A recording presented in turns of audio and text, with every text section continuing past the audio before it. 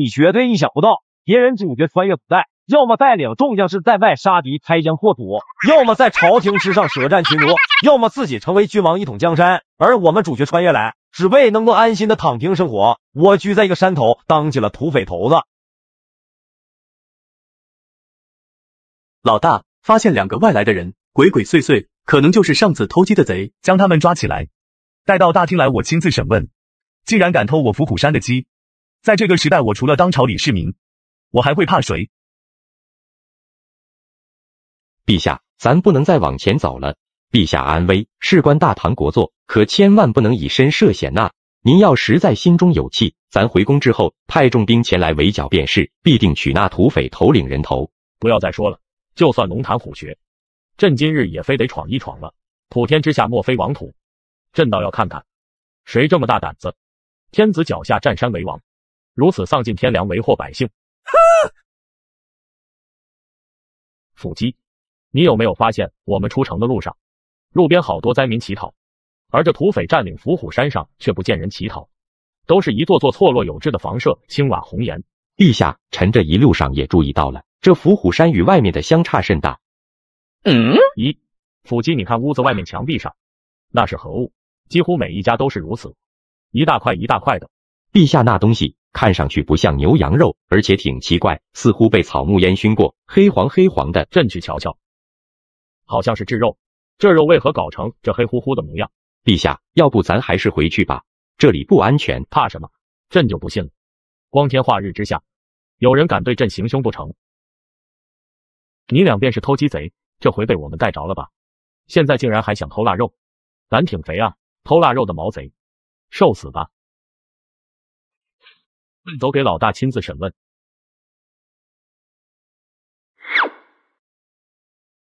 眼前这个土匪头子不一般，住的地方比皇帝的寝居还豪华，别人养宠物都是养阿猫阿狗，而他却在自己家里养起了老虎，就连当朝君王李世民都被他绑架到了土匪村寨里审问。这里是哪里？我只记得被人打晕后，睁开眼就到这了。这小子便是这个土匪村寨里的老大吗？看上去才15、16岁，长得倒是挺英俊的。放肆！你们这些强盗，罪恶滔天，为祸百姓，总有一天定将你们碎尸万段，诛你们9族！嚎什么嚎？谁给你脸嚎叫？上山偷腊肉，被逮个正着，居然还挺横。实话告诉你，从你鬼鬼祟祟上山，看你第一眼，本少爷就很不爽。你以为你是当今皇帝李世民啊？走个路摇头摆尾，比我还赚。来，再狂一个试试，信不信我打哭你？多大个黍米馍馍，脾气这么彪！老爷，虽然这些山贼罪大恶极，特别这山贼头子更其罪当诛，可眼下我们身陷囹圄，这次出宫又没带侍卫，万一把对方惹急了，或者得知我们是天子与国公身份，那可就生死难料了。反正难逃出去，干脆一不做二不休。这2人怎么突然安静老实了？大牛，给他们松绑。好的，老大。终于松绑了，让你走动了吗？给我站那儿！你好，我就站这儿。无法无天，太无法无天了。总有一天，朕定将这伏虎山夷为平地，将这些山贼碎尸万段。特别这山贼头子，更要饮其血食其肉，以泄心头之恨。天子一怒，伏尸百里。哟，不服气？今天不把你收拾服帖，你当我是你儿？报，大当家，自从您吩咐属下下山搜寻饥荒逃难的灾民，现在又带回来几百人。大当家，您要不要去看看？几百人？吩咐你们后勤部的都停下手里的活，按照以前的方案处置。走，都去帮忙，那边可能缺人手。大牛，你看着他们俩，要是敢不老实，削他，等会再来收拾你。眼前这个土匪头子与众不同，别的土匪头子碰到饥寒交迫的难民流民，只会更加肆无忌惮的烧杀抢掠，这使得本就不富裕的他们雪上加霜，甚者丢掉性命。而这个土匪头子做法就不一样了，恰逢旱灾饥荒，他率领自己的手下下山寻找那些颠沛流离的灾民，甚至不少人饿得连站立的力气都没有，将他们带回村寨里，建好了一座座用以安置灾民的屋舍，发放粮食。不但已有人组织秩序，更有几名从山下请来的大夫，给这些灾民中生病者进行诊治。什么？杀人掠货的土匪，居然赈济安置了这么多逃荒的灾民，而且更重要的，这繁琐的赈济任务，比以往朝廷还要细致全面太多，各司其职有条不紊。还有那些夹杂其中应该是被召集来帮忙的山下农夫们，啥时候与山上土匪相处如此融洽了？匪民一家亲吗？哼，你们这些土匪劫掠了那么多钱财，现在倒还算有点良心。你个毛贼，懂什么？你去问问，自从咱大当家做了主2年多来，咱伏虎山的人可做过一件违法乱纪的事？咱山寨的钱干干净净，那都是大当家带着我们种红薯，办各种加工作坊，一个铜板一个铜板挣出来的。你以为咱伏虎山的人都像你有手有脚，偏偏做贼偷腊肉？谢题，呸！这也是大当家教的，看谁不顺眼，要竖中指骂谢题。你刁民，这也是刁民，跟那个大当家一样，可恶可恨。当猪大牛兄弟，你说的这个红薯是什么？嘿嘿，这你们就不知道了吧？这可是咱大当家搞出来的新庄稼，不但特别耐旱，而且就算在贫瘠的沙土地，也可以达到亩产3、4千斤。不但种植起来特别简单，而且根茎可以用来喂猪牛羊，叶子可以用来做菜，可香了。瞧，那不就是吗？大当家说了，再过几天就可以收成了。那到底是什么庄稼？眼下大旱，连山上草木都枯死大半，可那庄稼却是绿油油一片，漫山遍野都是，极为喜人。大牛兄弟此话当真？如今大唐的粮食主要是水稻和小麦粟米，能达到亩产3、400斤，就已经是非常难得的丰收了，而且还对土壤要求十分高。可这世上如果真有如此耐旱耐贫瘠，而且种植简单，还可亩产可达3、4千斤的粮食，这是足足翻了10倍啊！一旦在全国推广种植，那从此以后大唐还会有这样的灾荒吗？还会有无数百姓被饿死吗？眼前这个土匪头子太坏了，竟然胁迫古代平民百姓按照自己的要求生活，每个人必须养成良好的卫生习惯，不得喝凉水，不得吃生冷之食，更不得随地大小便。对违法乱纪、无过生事的人，竟然直接押送县衙，一律严办。大牛，跟他们废什么话？把人给我看好了，土贼，少跟我的手下套近乎，没用，一会儿看我怎么弄你。哎，小李世民这狗皇帝都干了什么？早在1个多月前，旱情才刚有苗头，老子就请县令唐大人写过一份折子，建议朝廷早做准备。可现在灾情都持续这么久了，朝廷居然还一点办法都没有。呸！狗皇帝，刁民呐！就凭这大不敬的话，朕还可以再砍他脑袋200遍。哎，这么英俊潇洒一少年，虽是山贼，可赈济这么多灾民，也算立下不朽奇功。可为何就非得在自寻死路的道上越走越远？活着不好吗？什么？奏折？1个多月前，自己好像的确接到过一份尚书省递上来的折子，这是万年县县令唐书礼所奏。折子上说，预测今年旱灾将持续加剧，后果恐不堪设想，建议朝廷早做准备。奈何当时旱情才刚出现苗头，也就没放在心上。此刻看来，自己身为施政者，的确难辞其咎啊。那刁民说大逆不道的狗皇帝，尽管满腔愤怒，还真不知当如何反驳。任凭李世民气的吹胡子瞪眼，南局却根本懒得搭理他，却是大步走到那群饥肠辘辘、凄惨无比却又惶恐不安的灾民面前。安静一下，我给大家讲2句，也许大家对咱伏虎山的恶名谈之色变，但是我手下的兄弟绝不会做出任何伤害大家的事，这一点大家尽管放心。而且在这山上，我虽不能保证大鱼大肉，但也绝不允许有一人饿死。接下来大家以户为单位，都会分配到1间临时房舍，以及一些简单厨具与生活用具。每天我们会按人头发给大家定量的米面粮油，如果有人生病，山上也有专门聘请的大夫，随时可以为大家诊治抓药，不收1文钱。另外，灾情过后，我们也会给大家发放干粮盘缠，确保大家安全返乡。不愿返乡的，可以留下来在这安家，种地或去作坊上工，工钱丰厚。但是我的那2点要求，每个人必须严格执行。眼前这个土匪寨可不一般，当朝国公宰相进了里面，被压迫做山寨的账房先生，连当朝君王李世民进了里面，都被压迫做个挑水劈柴的下人，跟在土匪头子身边服侍。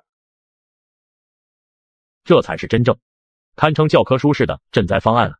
无论灾民的安置、治安的维护，可能爆发瘟疫疾病的预防，包括一些可能发生的变故，考虑的面面俱到，甚至灾后对百姓的返乡与生存，都考虑的那样周全妥善。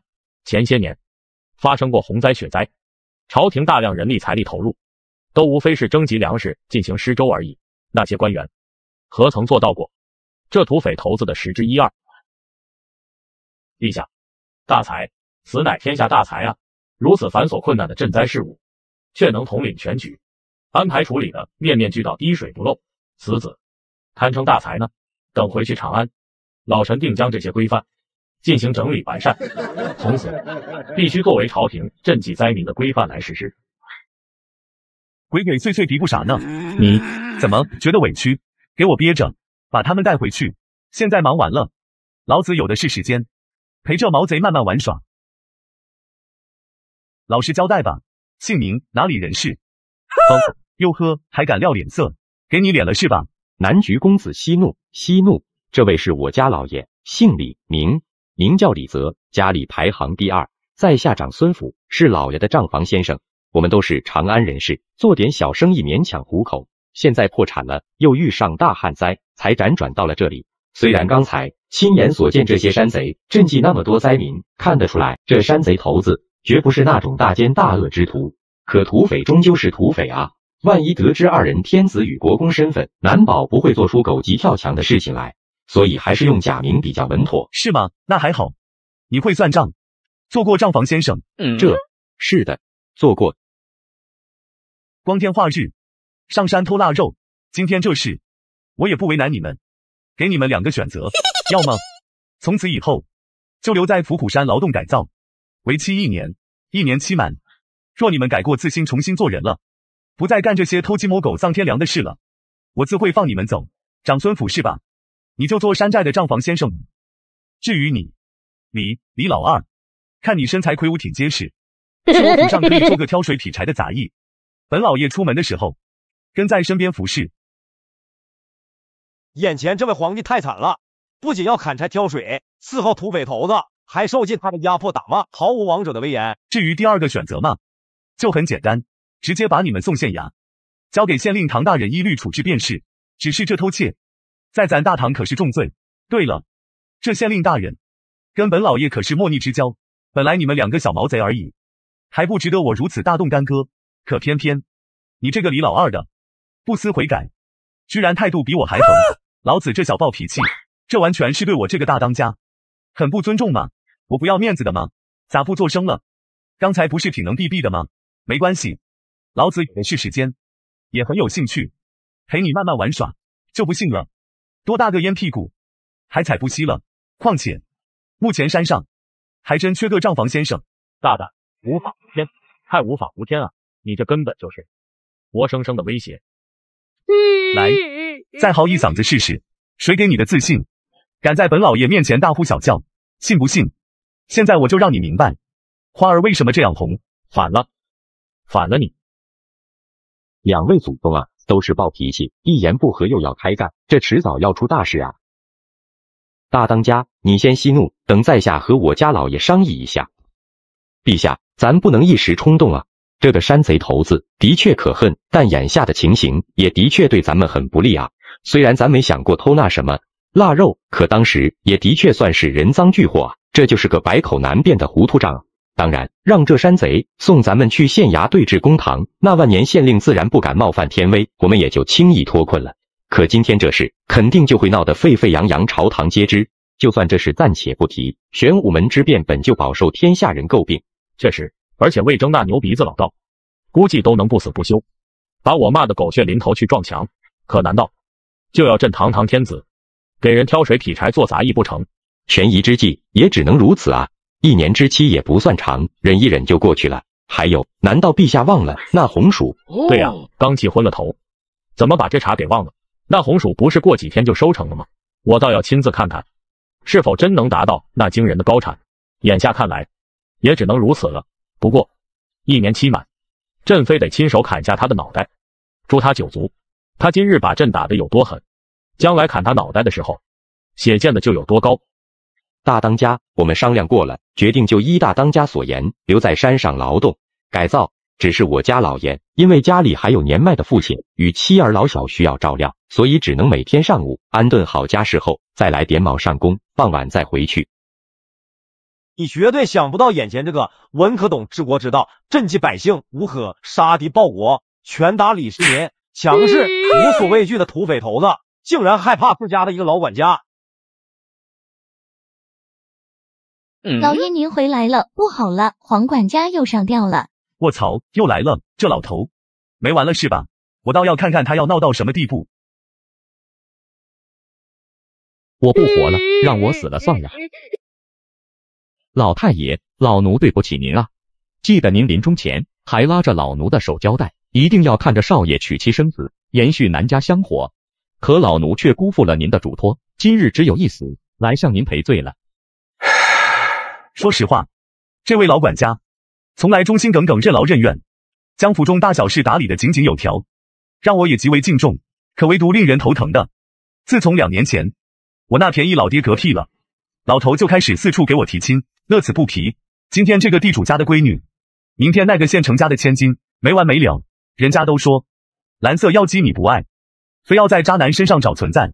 作为一个在后世还未被渣女虐上千百遍单纯的我，对古代这种封建包办婚姻自然深恶痛绝。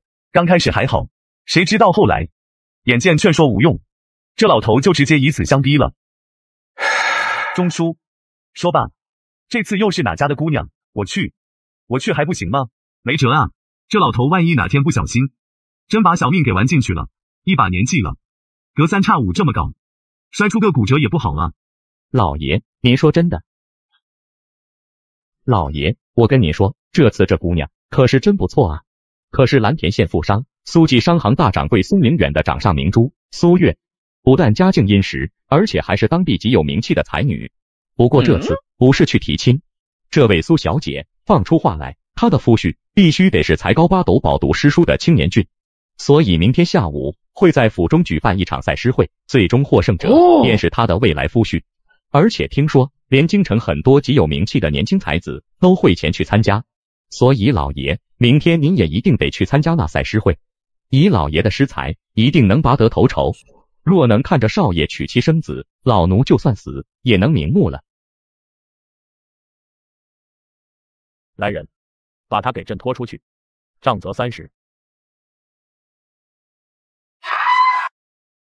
只要不是登门提亲，这事就好办了嘛。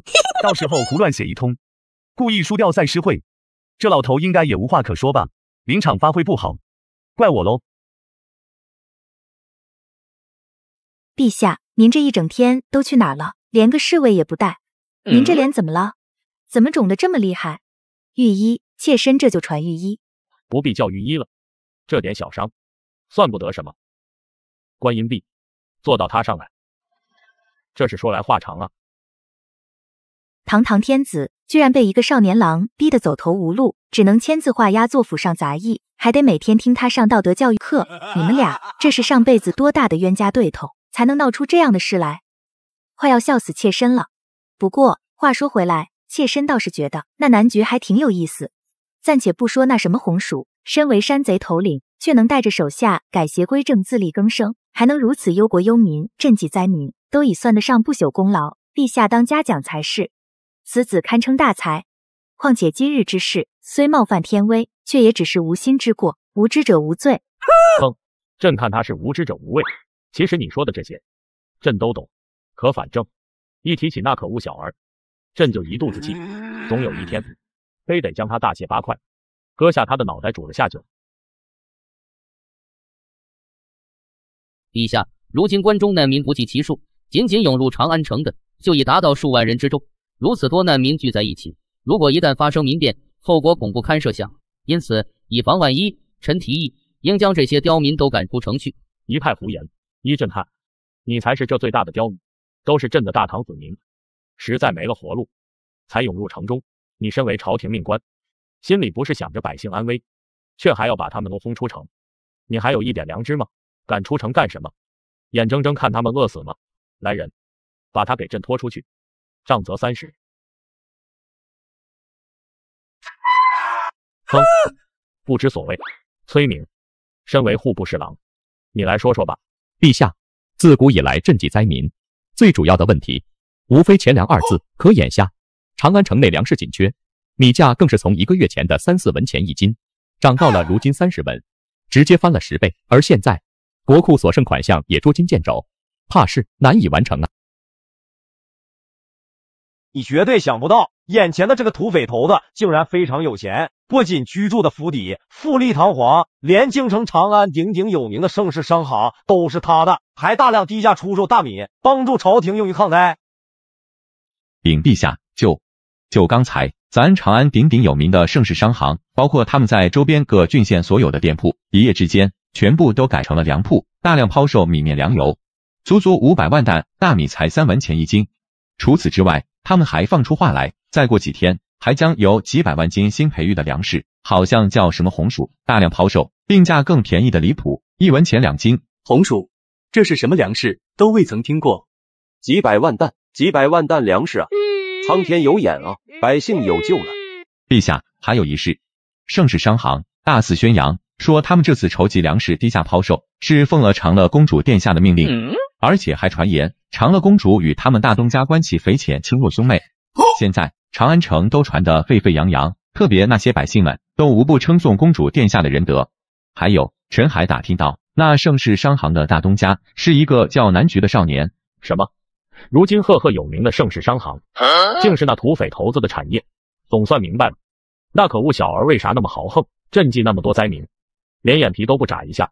该死的狗大户啊！昨日在伏虎山都没看出半点迹象，却突然间折腾出这么大的动静。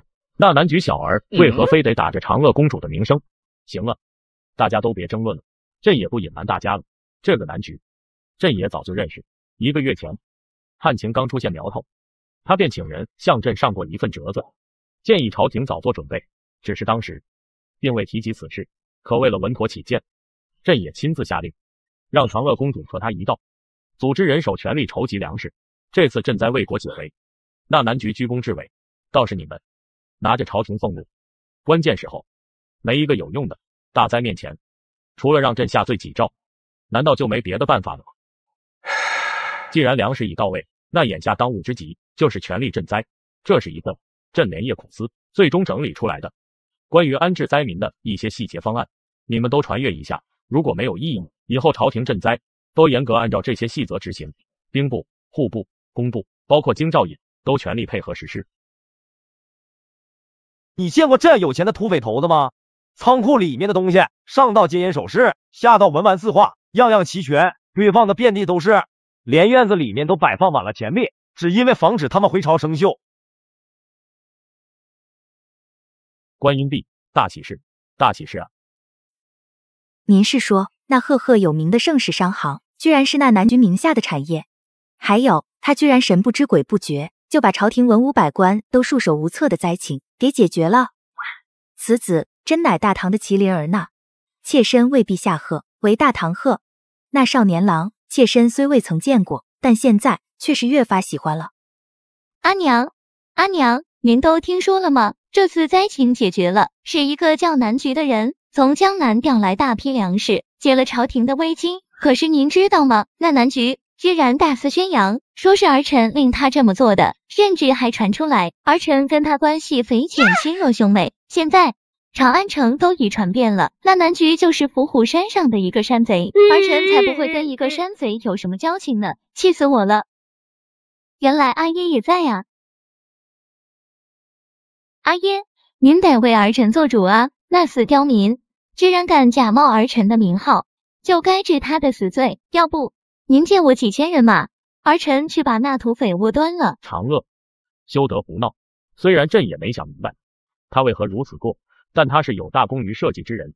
而刚早朝上，朕也亲口承认了，是你和他一起办的这件事。哼，阿耶不替儿臣做主，那儿臣自己去伏虎山找那死南局算账去，儿臣告退。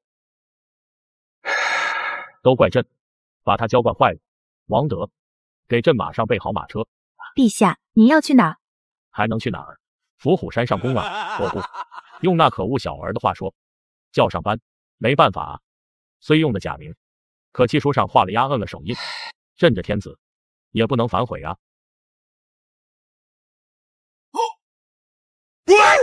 果然该死的狗大户啊！这是攒了多少家业啊！仅仅这些东西价值，粗略估计，恐怕都得上200万贯。要知道，如今大唐每年的财政收入也才区2、3千万贯啊！况且，那终究是国库的钱。至于皇室内堂，那就更寒酸的可怜了，人比人气死人呢。眼前这个土匪头子太聪明了，恰逢旱情，庄稼颗粒无收，门阀士族又大量囤积粮食，伺机高价卖出，而这个土匪头子用泥巴草料冒充大量粮食大肆宣扬，低价抛出，迫使门阀士族跟着低价抛出，灾情解决。母鸡，你可知今天盛世商行的所作所为？臣昨晚倒是已经知道，那享誉长安的盛世商行就是这伏虎山的产业，可也没听说他们从江南筹集了这么多粮食啊。你俩在鬼鬼祟祟嘀咕啥呢？李老二，从你进门，本老爷就看你半天了。第一天上班，本就来得晚，偷奸耍滑不知道赶紧帮忙也就算了，见着本老爷也不来拜见行礼，还懂不懂规矩了？你反了，反了，不服管教！大当家，刚听老李说，现在整个长安城都传得沸沸扬扬，说咱们商行的所有商铺都在大肆低价售卖粮食，而且还听说咱们可是筹集了足足500万担，能不能给老夫讲讲，这都怎么回事？这关系到国家大事，你一个账房先生，打听那么多干嘛？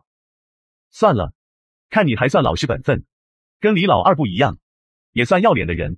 李老二，你来给我捶捶背，本老爷心情好，就给你们讲一讲，让你们也长长见识。什么叫跟李老二不一样？难道朕不要脸吗？你不会以为本老爷真筹集到了500万担粮食吧？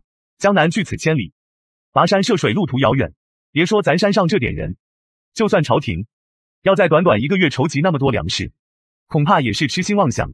不过本老爷也的确早派人去江南筹集粮食，到现在也只筹到了30-40万担左右，这点粮食都还不够那些灾民塞牙缝的。什么？难不成这家伙大肆宣扬的500万担都是假的？哎，本以为这次事关国祚的大灾能够轻松化解，感情到头来空欢喜一场。我说你们这都啥表情？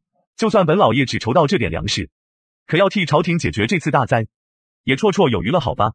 哎，李世民那没用的狗皇帝，吃啥啥不剩，干啥啥不会，到头来还得本老爷亲自出手。可恶，当都啊，小心祸从口出啊！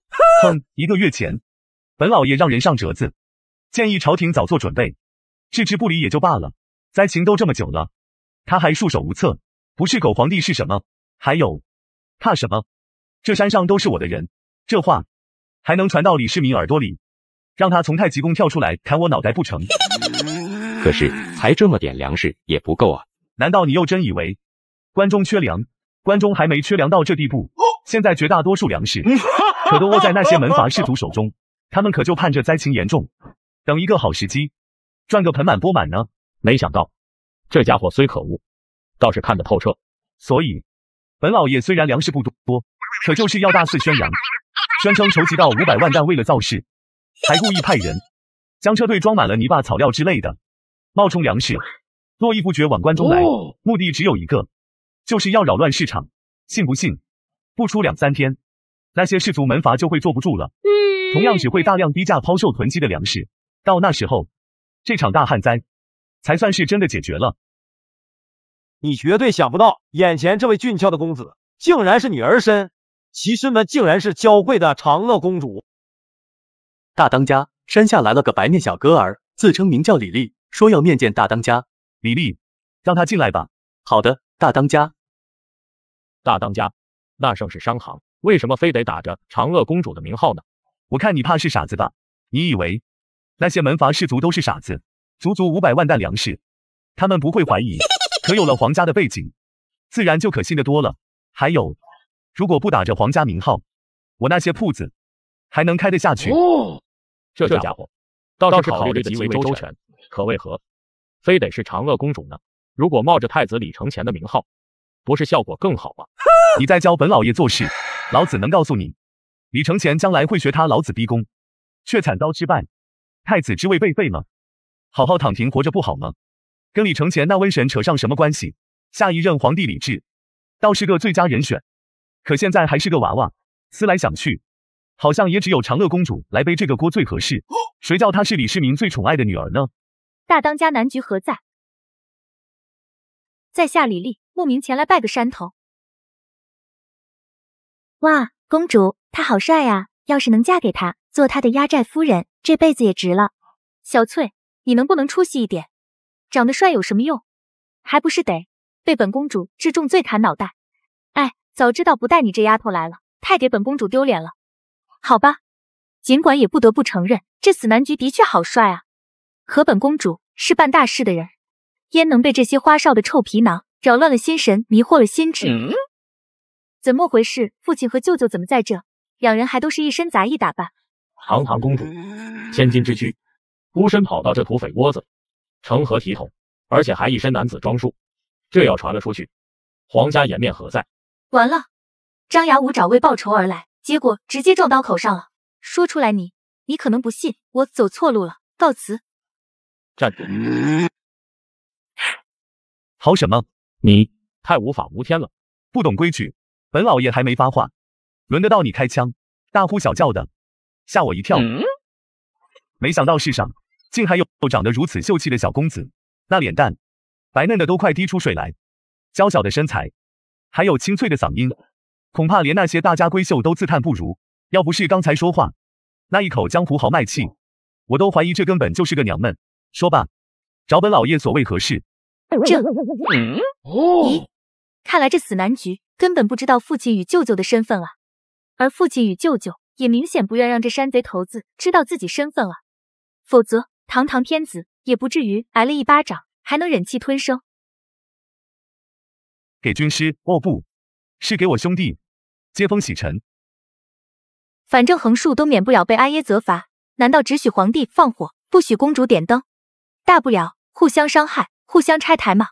在下李丽，久仰大当家威名，特别如今大当家忧国忧民，忠肝义胆，拯救万千灾民于水火，更让小弟敬佩万分。同为江湖好汉，忠心贯日月，义气壮河山。所以今日前来，一位拜个堂口，二位毛遂自荐，此后愿为大当家鞍前马后，打下一片大好河山。反了，都反了。自己这女儿，平常虽有些调皮，可也还算举止得体，现在居然也敢对他这个父亲瞪眼睛扮鬼脸威胁了。堂堂女儿之身，千金之躯，竟然想住在土匪窝子，成何体统？成何体统啊！只是不知李兄弟有何本事，又想谋个什么差事？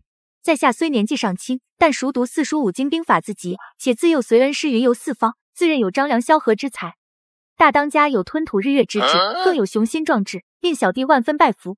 因此甘愿拜在大当家麾下，斗胆谋求军师一职，从此为大当家出谋划策，一展宏图大业。哼，等我当上军师，看我怎么把你这个土匪山寨弄得乌烟瘴气。最后本公主定要砍你脑袋。中书送客，老子又不学那水泊梁山，要个鸡毛军师，而且这哥们这胆子倒不是一般的肥啊！什么吞吐日月之志，一展宏图大业，张口就来。本老爷胆子很小，很怕死的好吧？躺平不好吗？且慢，大当家先莫要急着下定论，我想大当家会同意的。哦，说来听听，看看你有什么理由打动本老爷。听闻大当家筹集粮食做法绝妙，依小弟分析，这根本就是虚张声势，假冒公主殿下名声而已，只是用来震慑那些手握粮食的士族门阀。大当家恐怕连公主的面都未曾见过，难道就不怕在下羞愤之下将此事大肆宣扬？假冒公主名号，那可是大不敬的杀头大罪。就算有大功在前，可亵渎公主，你有几颗脑袋够砍？大爷的，这哥们有两把刷子啊！这家伙居然仅凭脑瓜子就能分析出这些内情，断定自己与长乐公主素不相识，还借此来要挟。这可恶小儿，成天对阵拳打脚踢大呼小叫，也会怕掉脑袋。果然一物降一物，妙妙啊！哼，死男菊，吓死你活该！一派胡言，黄毛小儿，信口雌黄，我怎么能承认呢？打死也不说。对了，还忘了告诉大当家，刚小弟来的路上，凑巧遇上一支车队，号称是盛世商行从江南筹集来的粮食，浩浩荡荡正往长安城运去。可就是不知为何，有一只装粮食的麻袋破了个洞，小弟好像看见里面装的却是沙石草料之类的，要不兄弟找人查一查。哈哈，我们盛世商行筹集的粮食整整500万石，那可都是上好的小麦和大米，怎么可能会是沙石草料？李兄可真会说笑，一定是你看走眼了。还有，李兄不就是想做个军师吗？李兄这样的大才，能够屈身，我们伏虎山众弟兄高兴还来不及，怎可能拒绝呢？放心，以后这山寨就是李兄的家，谁敢对你这军师不敬，那就是不给本老爷面子。中书，快吩咐厨房，中午加几个硬菜给军师。哦不，是给我兄弟接风洗尘。你绝对想不到，眼前这个穿越来的土狗猴子，竟然和嫦娥公主做起了兄弟，连跟随在左右的随从都是国公宰相，当朝君王。中书，快吩咐厨房，中午加几个硬菜给我兄弟接风洗尘。另外，收拾一间上好的厢房。哦不，就我隔壁那间，家具也全部换新的。老爷，那可是内院啊。内院又怎么了？本老爷现在不是还没成婚吗？就算成婚，府上有了夫人，自家兄弟住内院又怎么了？谁还敢说闲话？走，李兄，咱喝酒去。喝完酒，该做点正事了。大当家，你要干什么？当然是兄弟之间的促膝长谈。你不要过来啊！想啥呢？一天天的没个正经，老色批一个个的都不点赞，还想看付费内容。哼！喝完酒，下午陪我去蓝田县参加个相亲赛诗会。中书，李老二，长孙府，你们也来作陪。卧槽，这家伙都哪个石头缝蹦出来的呀？不是一般的虎啊，太尼玛吓人了！老子运粮食的车队里面装的沙石草料，这要是传了出去，天都得塌啊！既然带着兄弟们改邪归正，自然做不出杀人灭口的事来，也只能把他先留在山上，不就是一个军师职位吗？给他便是嘛。果然一物降一物啊！这嚣张跋扈的可恶小儿，何曾如此狼狈过？但是这毛头小子胆子太肥了，竟然如此亲密搂着自己女儿相奸，当把他脏手剁了喂狗当猪。此刻，嫦娥公主更是头晕目眩的厉害。身为公主，千金之躯，何时与男人有过如此亲密的肢体接触？哼，死杨晨，接着嚣张，接着傲啊！刚才不是挺厉害的吗？不是挺不要脸的吗？现在我照样服服帖帖，给本公主陪着笑脸。接着喝，李兄觉得当今皇帝在这次赈灾中做法如何？小弟觉得当今皇帝在这次赈灾中的确很没用，更与大当家英雄所见略同。不怕李兄笑话，人类所生存的大地其实是漂浮在空中的一个大圆球，不知李兄信否？小弟当然信服。好，喝酒。如此荒诞的理论，他居然都不反对，果然人才啊！山寨有这么一个见多识广的军师，也不错嘛。自己这女儿，这是被宠坏了，要造反了呀！堂堂公主，孤身跑来土匪窝，还在这住下了，也就忍了，还敢当着我的面说什么当今皇帝无用了。还有，千金之躯女儿之身，虽为男装，却跟那可恶小儿手牵手的，成何体统？以后还怎么嫁人？还有那男举，对那皇帝无用论附和不已，朕也就忍了。谁让这次赈灾，朕的确有重大施政失误，而你居功至伟，该你横。可就凭你跟朕的女儿勾肩搭背的，朕就能把你脑袋砍下来当兔驹。南局，这个是你叫我什么？本老爷的名讳也是你叫的，我看你是一会儿没挨踹，浑身又痒痒。你猖狂，太猖狂了，早就看你不顺眼了。要不是因为实在好奇，朕会跟你说一句话，以后再敢这样，信不信本老爷把你腿都打折？怎么当初鬼鬼祟祟跑来偷窃，居然连这事什么都不知道？你是说这就是那腊肉？那不是炙肉做成的吗？能吃吗？我记得炙肉不但瘦小，那口感如同啃木柴，味道更骚腥无比，就算闻着那味道都令人反胃。为何这个味道好像不一样？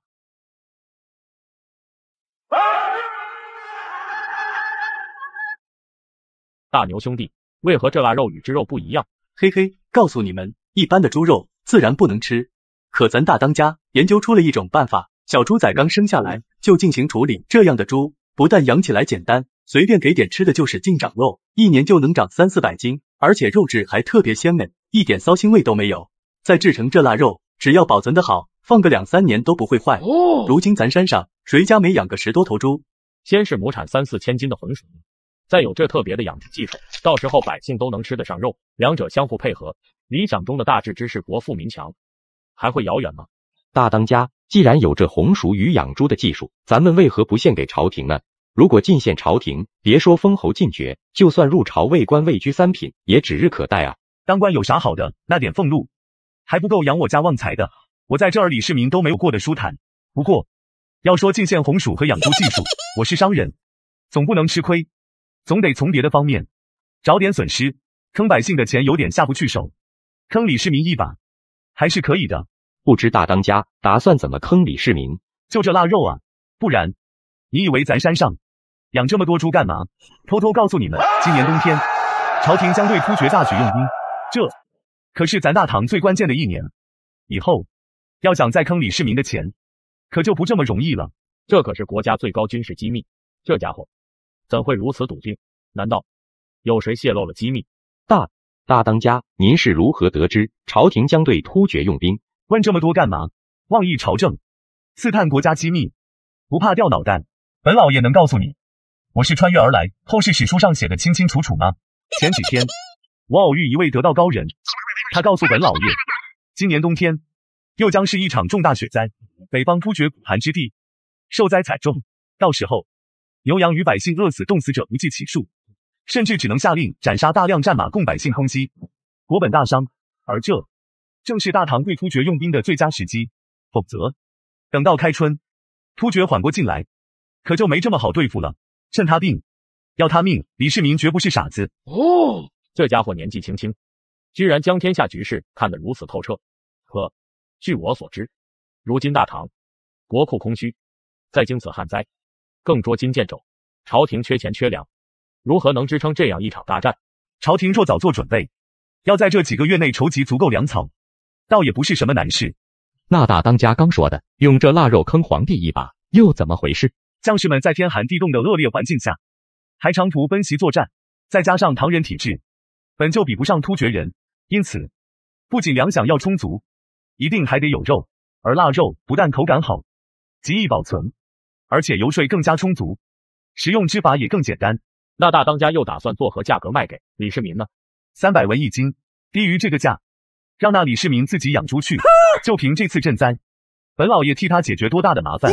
还有这红薯和养猪技术，我都决定无偿进献了，才坑他几万贯钱，过分吗？不应该吗？你绝对想不到，眼前这个土匪头子车上装满了金银珠宝，却满脸忧愁，只因为被迫参加相亲。大当家，我们这是去哪？还有带那么多珠宝有何用？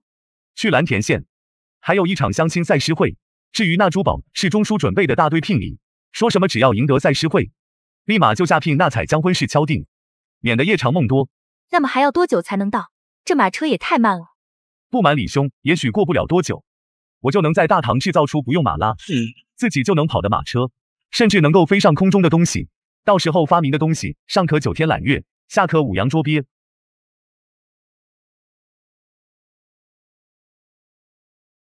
这就是蓝田县吗？看上去还挺繁华的。奇怪，苏记商行虽无论规模与财力，远不及盛世商行，倒也做得风生水起。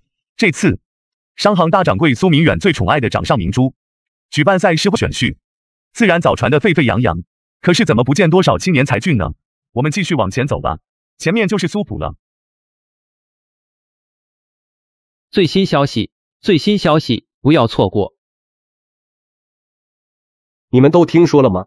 这苏家小姐长得奇丑无比，不但有鸡眼，还满脸麻子。是啊，小弟听说她还长得特别肥胖，一顿饭都得吃5碗米饭，外加1只羊腿。这算什么？在下还听说，这苏小姐不但长相吓人，脾气还格外古怪，动不动就对家里仆人拳打脚踢，还成天折磨自己的丫鬟脸取乐。我这还有她的画像，你们瞧瞧。哼，难怪苏家选婿折腾出这么大动静，依我看，就是害怕那苏小姐嫁不出去。诸位公子，我突然想起我家母猪要生了，我要回家了，祝贺你们取得苏小姐。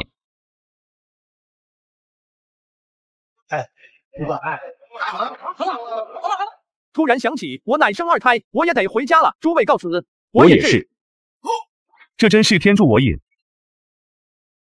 走，回家。虽然也猜不透这些议论的真假，乖乖迪，这根本就是为本老爷量身打造的。拒绝参加这次相亲会的理由吗？我不活了，太老奴，您在天之灵都看看吧，是老奴对不起您了。老奴还没完成您的嘱托，不能看着少爷娶妻生子，今天只有以死谢罪了啊！卧槽，又来了，没完了！大爷的，老子这小暴脾气，要不是看你一把年纪了，今天非得把这老头骨肉都拆了。卧槽，这两年为了逼老子成亲，都走火入魔了是吧？哎，钟叔，眼下人家都这么说了，苏掌柜的女儿长得磕碜，你为何还如此坚持，非得在一棵树上吊死？哎，不就一赛事会吗？来都来了，去看看也好，反正也会发挥失常，然后垂头丧气空手而归。公主，她太可怜了，被老管家逼着娶这么一个又丑还脾气古怪的媳妇。闭嘴，能不能有点骨气？果然，男人都没一个好东西，以貌取人的坏人。哼，你越是这样，本公主今天就非得让你把那苏小姐娶回家去，再让阿姨封个诰命夫人，让你这辈子都只能守着一个丑媳妇过日子。你绝对想不到，眼前这个土匪头子随随便便信手拈来写的就是一首传世绝作的诗。这就是赛事会场所吗？卧槽，这么大的赛事会就前面2人和我，一共3人吗？那些络绎不绝前来参加的青年才俊，全都被那些传言给吓跑了。本还以为好歹也得几10人参赛吧，到时候总会有几个诗才绝伦的才子，而自己放水，随便搞一首平庸的诗交上去，也就轻轻松松落选了。这样老管家也说不了什么。哎，现在希望就寄托在那2人身上了，过去认识一下。在下南局，看2位公子应该都是来参加赛事会的，不知2位公子名讳？这位兄弟，你称呼我李公子便可。俺不是为了娶媳妇来的，俺是为了参加奖励的前来。俺也没什么文化，不像你们2位公子饱读诗书，满腹经纶。我尼玛，3个人，还有一个目不识丁的，这赛个毛线的诗啊！还有老管家在旁边严防死守盯着，留给本老爷放水的空间不多啊！现在全部希望就只能寄托在那李公子身上了，希望他能诗作惊艳，技压全场。老爷，稳了，稳了，南家马上就要有后了。不知南局公子后面的那一位公子是谁？可否介绍认识？我去，这都什么情况？自己亲妹妹，堂堂公主，千金之躯，怎会一身男子装束，还跟在这个男人身后充当仆从？王兄怎会来这里？他不是有王妃了吗？稳了，稳了！哼，死男局，等着进洞房吧。二夫人，二夫人，那小妮子的传言都散播出去了吗？回夫人的话都散播出去了。现在别说那些来参加诗会的才子，整个蓝田县都传得沸沸扬扬。这赛诗会马上开始了，一共才来了3个人。哼，松原那小妮子仗着自己是正房大夫人所出，仗着自己有几分姿色，还会写2句诗，居然丝毫不把我这个二夫人放眼里。还有老爷也成天宠着她，我倒想看看那小妮子能选出个什么乘龙快婿来。对了，要是回头老爷严查这件事，你可得让顾的那散播消息的人把嘴巴都给我闭紧了。诸位，赛诗会现在正式开始。今天诗会的题目，请大家以马为题，作诗一首，一炷香为献。经我们3人评判，文词意境最佳者，即为今日赛诗会的魁首。大爷的，脑子有毛病吧？大唐的才子佳人，诗作独钟情于梅兰竹菊和之类，算是喜闻乐见的热门题材。一共就3个参赛者，一桌麻将都凑不齐，居然还出如此孤僻刁钻的题目，你让另外2位仁兄怎么下笔？2位，我们自己选个位置，开始写诗吧。祝贺你们取得榜首。好诗，好诗，少爷果然诗作惊人，才高8斗。太老爷，咱们杨家香火有望了。这首诗无论文词或者韵律对仗，都那般无可挑剔，没天理啊！而且最关键，那些诗坛大儒作诗都得逐字逐句推敲好几日，才有一首成品。他倒好，一个土匪头子，想都不想，信手拈来，便是这样一首传世绝作。死男局坏男局，人长这么帅，诗还写这么好，让本公主现在都忍不住心脏扑腾扑腾的跳，让本公主以后还怎么忍心把你抄家下狱？我尼玛，我去你大爷的！管你是不是魏王，看我今天不打死你！这首诗不行，水平太高，得换一首。再做一首，写啥好呢？有了，李兄，劳烦了，交给3位评判吧。好一招偷天换日，这都什么鬼？这也算得上诗吗？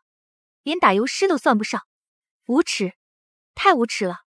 哼，死男局，果然跟那些坏男人一个德行。为了落选，为了不娶那据说奇丑无比的苏家小姐，无所不用其极。小翠，将这首诗作呈给3位评判。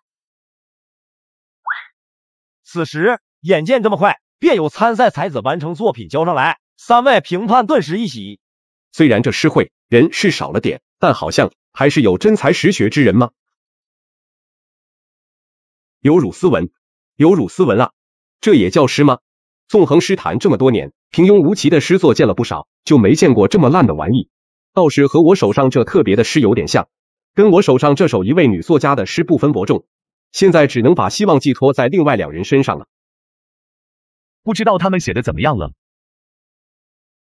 兄台，兄台，在下名叫王二，请问一下那个王字怎么写？我不会署名，只要你教我。要是我拿到那100两黄金，分你10两，哦不，20两。卧槽，这个比老子还狠，牛逼！老子已经把那几个评判和苏老爷气得半死了，你是要给人家再送上一程啊？王兄，这个牛！画的真不错。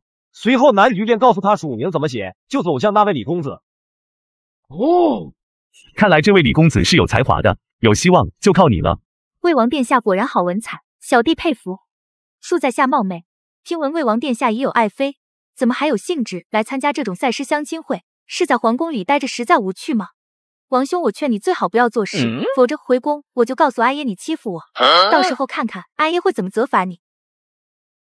李公子，哦不，应该是魏王殿下，怎么不接着写了？我要再琢磨琢磨。你倒是快写啊！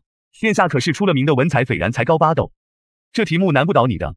卧槽，时间不多了，关键时刻，你可不要掉链子啊，不然老子可就被你害死了。魏王殿下，你只要随便凑几句，只要语句通顺押韵一点，就能轻松夺魁啊。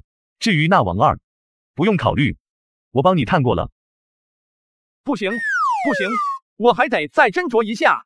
皇妹不仅深受父皇的宠爱，连众皇子也喜欢她。要是她真向父亲告状，那我就要嘎了。大爷的，快没时间了，斟酌你妹夫啊！好歹堂堂亲王，能不能认真一点？你这是要玩死我啊！你要是不快点把诗写完，本老爷今天打死你，信不信？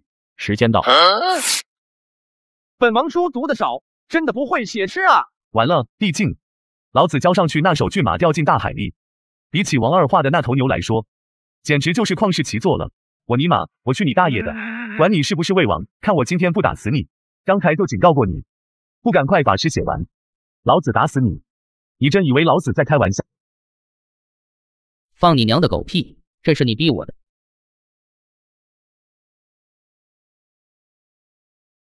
啊，疼！轻点，兄台，轻点！够了，够了！兄台，别打脸啊！这是什么虎狼之词？小朋友们不要学习。大当家，你不要命了？当场殴打亲王，那可是掉脑袋的大不敬之罪啊！随后众人听到动静，都向这边走过来。老爷，您怎能如此？有辱斯文，有辱斯文呢！大胆刁民，敢对魏王殿下无礼，拿下！大胆！本宫子在此，我倒想看看谁敢对我家老爷动手。有胆子的，今天连我一起拿下！什么？长乐公主怎么在这？远处3位评判与苏明远更瞬间如遭雷击。魏王殿下，拜见魏王殿下。你们退下吧，我没事。哎，能有什么办法？有皇妹在保护，我也不敢动手啊。今天这顿打算是白挨了。关键是本王都招谁惹谁了？小姐，小姐，出事了，出大事了！出什么事了？小姐，今天外面到处都在传你长得奇丑无比，满脸麻子。结果真正参加赛事会的，一共就来了3个人。可那3个人哪有什么诗才？一个目不识丁，一个交白卷，还有一个长得倒是还行。结果把那个交白卷的打了，那人还是魏王殿下。小姐您要是嫁过去，那不得饱受虐待，还能有好日子过吗？都平身吧，今日之事本就是意外，本王概不追究。苏老爷，既然赛事已结束，我家老爷的诗作你们也看过了，那就请公布结果吧。本管家今日可是替我家老爷把聘礼婚书都带来了。按照眼下之结果，这男举自然毫无疑问当为魁首。可这骏马呀，4条腿都什么狗屁事啊，纯粹一窍不通。可怜我的女儿啊！诸位，今天赛诗会作废，算不得数。当然，苏某愿给南公子一些补偿，算是赔礼道歉。乖乖也，柳暗花明又一村啊！没想到暴揍这里太一顿，还有意外惊喜啊！放你娘的狗屁！这是你逼我的。言而无信，你个缺德玩意！老子今天弄死你！欺负老子年纪大是吧？想当年老子年轻的时候，也是跟着太老爷扛着刀接过道的。你当我家老爷大老远跑来，是跟你闹着玩的？打碎玩意！知道我家老爷什么身份吗？事已至此，摊牌了，不装了。我家老爷南局乃伏虎山大当家是也，手下几百名兄弟，左青龙右白虎，老牛在腰间，义字当头，日月在天，敢如此狗眼看人低，信不信今晚老子就带着兄弟们把你这秃骨一把火烧个精光！卧槽，几年了，何曾见过这死老头如此彪悍生猛的一面，简直文能头颈上吊，武能光膀子揍人。一把年纪了，能不能悠着点？果然都是伏虎山的土匪，没一个脾气温顺的。完犊子，这老头要坏事！钟叔，可不能如此，可不能如此啊！有辱斯问，有辱斯问呐！还有你们，什么狗屁诗坛大儒，老夫瞧你们才是浪得虚名，胸无点墨。我家老爷的诗作博古通今，文辞斐然，堪称旷古奇作，岂是你们这3个杂碎能够胡言聒噪的？你现在能同意这门婚事，钟叔我很高兴，但是你先前的表现，钟叔我很不喜欢。老管家息怒，息怒！您先看看杨公子的诗作。哦，哇哦，老头，没想到你这诗坛大儒一大把年纪玩的也挺花的。不好意思，拿错了。你们看这文词，实在稍显欠缺啊。确实不咋地，刚才不是这首啊，那又怎么样？就问你们，我家老爷的诗是不是全场写的最好的？按照规定，他是不是诗会魁首？就问你们，大海是不是全是水？骏马是不是4条腿？有问题吗？有问题吗？姓苏的，别装死，起来！你说这是怎么处理吧？哼，你要是不给个交代，老子马上回伏虎山，叫兄弟们抄家伙。哎，伏虎山的大当家，如今伏虎山的名头如雷贯耳，那可是所有人谈之色变的土匪窝呀！可我也没办法呀，可怜我的宝贝女儿了。管家息怒，息怒！今日的确是苏某言而无信了。哦，不对，是亲家。快请课堂说话，咱们现在就把婚事定下来，定下来。你现在能同意这门婚事，钟叔我很高兴，但是你先前的表现，钟叔我很不喜欢。所以你们这些观众能看到这里，钟叔我很高兴，但是你们看完不点赞，钟叔我很不喜欢。在下看过了，后天就是个好日子，小女与杨公子完婚。哼，这还差不多，快里面请。你们也里面请。大爷的，上辈子造的什么孽，怎就摊上这么一个管家？一把年纪了，能不能要点脸？咱们都是斯文人啊，这行为跟在大街上抢民女做压寨夫人有什么区别？南局兄，南局兄，给我滚！别在这碍本老爷的眼。大爷的，要不是你这小子掉链子，老子至于沦落到这般田地？南局公子息怒，息怒，在下没别的意思，只是提前恭喜杨兄迎娶夫人，洞房花烛之喜啦。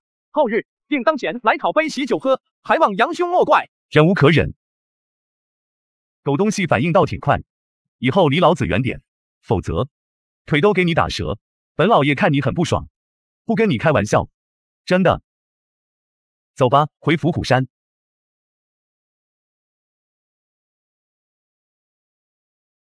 爹爹，是那个土匪头子取得魁首吗？那我要嫁给那个土匪头子。女儿啊，都是爹爹对不起你，害了你。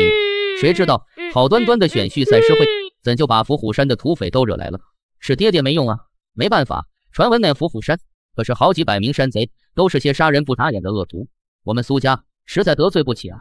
我都不敢想，等你嫁过去以后过的都是什么日子。现在爹爹也只能给你多准备些嫁妆，真金白银，能给的都多给点。希望那南局能看在这份上，以后对你好点吧。爹，女儿不怪你，或许这就是女儿的命吧。不就是在房里喝酒，喝醉了，我们两人在一张床睡下了。我们是兄弟啊，这有什么？小翠，明明本公主就想看着那死男局娶个奇丑无比的媳妇过一辈子，可为什么看着婚事定下来了，我却一点都开心不起来呢？反而心里总感觉有点发堵。公主，您不会是喜欢上那坏人了吧？我听别人说，喜欢上一个男人就会这样患得患失。死丫头，你说什么呢？本公主才不会喜欢上他呢。观音币，观音币。陛下，您回来了。不知陛下今日去那南局府上宫，情况如何？哎，别提了，那小儿实在太可恶。朕今日一共挑了20担蛇，劈了5捆柴，还挨了3次打。那小儿实在太嚣张，一句话不对路就用脚踹啊，是一点不给朕留面子呢。您是所说那南局攒下的财物加起来都足得200-300万贯，朝廷1年的税收才2-3千万贯，他这是富到什么程度了呀？还有，您说除了红薯，他还研究出了那养猪技术。那腊肉，朕和国公都尝过，味道极为鲜美肥实。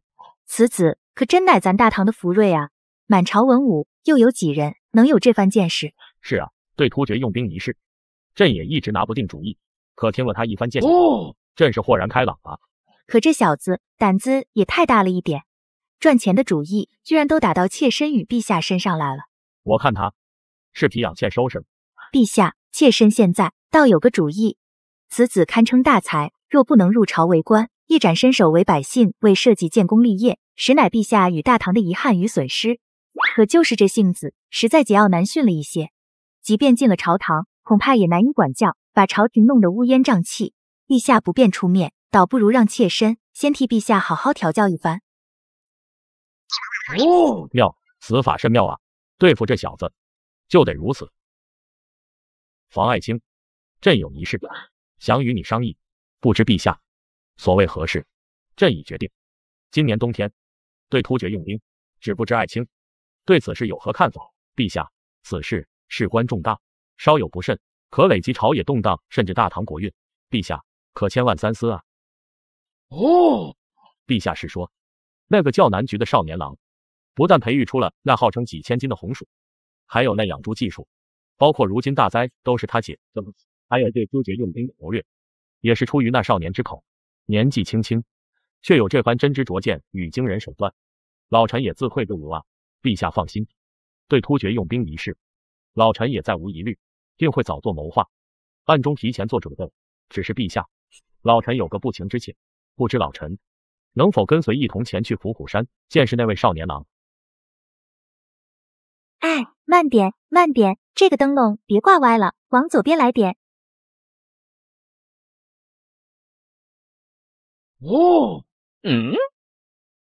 哇哦，整个府上好一番忙碌的景象，四处张灯结彩，一片喜庆。这可恶小儿，明明即将迎娶夫人洞房花烛的大喜，却似乎心情很不好。你们两个给我站好，特别是你李兄，不就是在房里喝酒，喝醉了，我们两人在一张床睡下了。我们是兄弟啊，这有什么？你早上无缘无故突然就发火了，先是一脚把我踢下床，还跑到厨房端了一盆水，把我泼成了落汤鸡，还骂我是流氓，这是什么话？什么？大胆，无法无天啊！这可恶小儿，吃了雄心豹子胆了，居然敢往朕的女儿床上钻，两人还都一个被窝，睡了一晚上。就算自己女儿是男子装束，他不知情那也不行。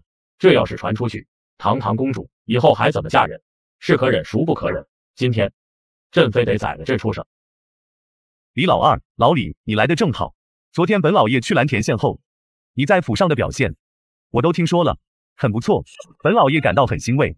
看来那天给你上的品德教育课还是有一定作用，所以以后那些挑水劈柴的活你就别干了。有件重要的任务，本老爷要交给你。什么鬼？竟然有人如此大胆，跟堂堂皇帝勾肩搭背，还以这副口吻说话。什么任务？一会儿你就知道了。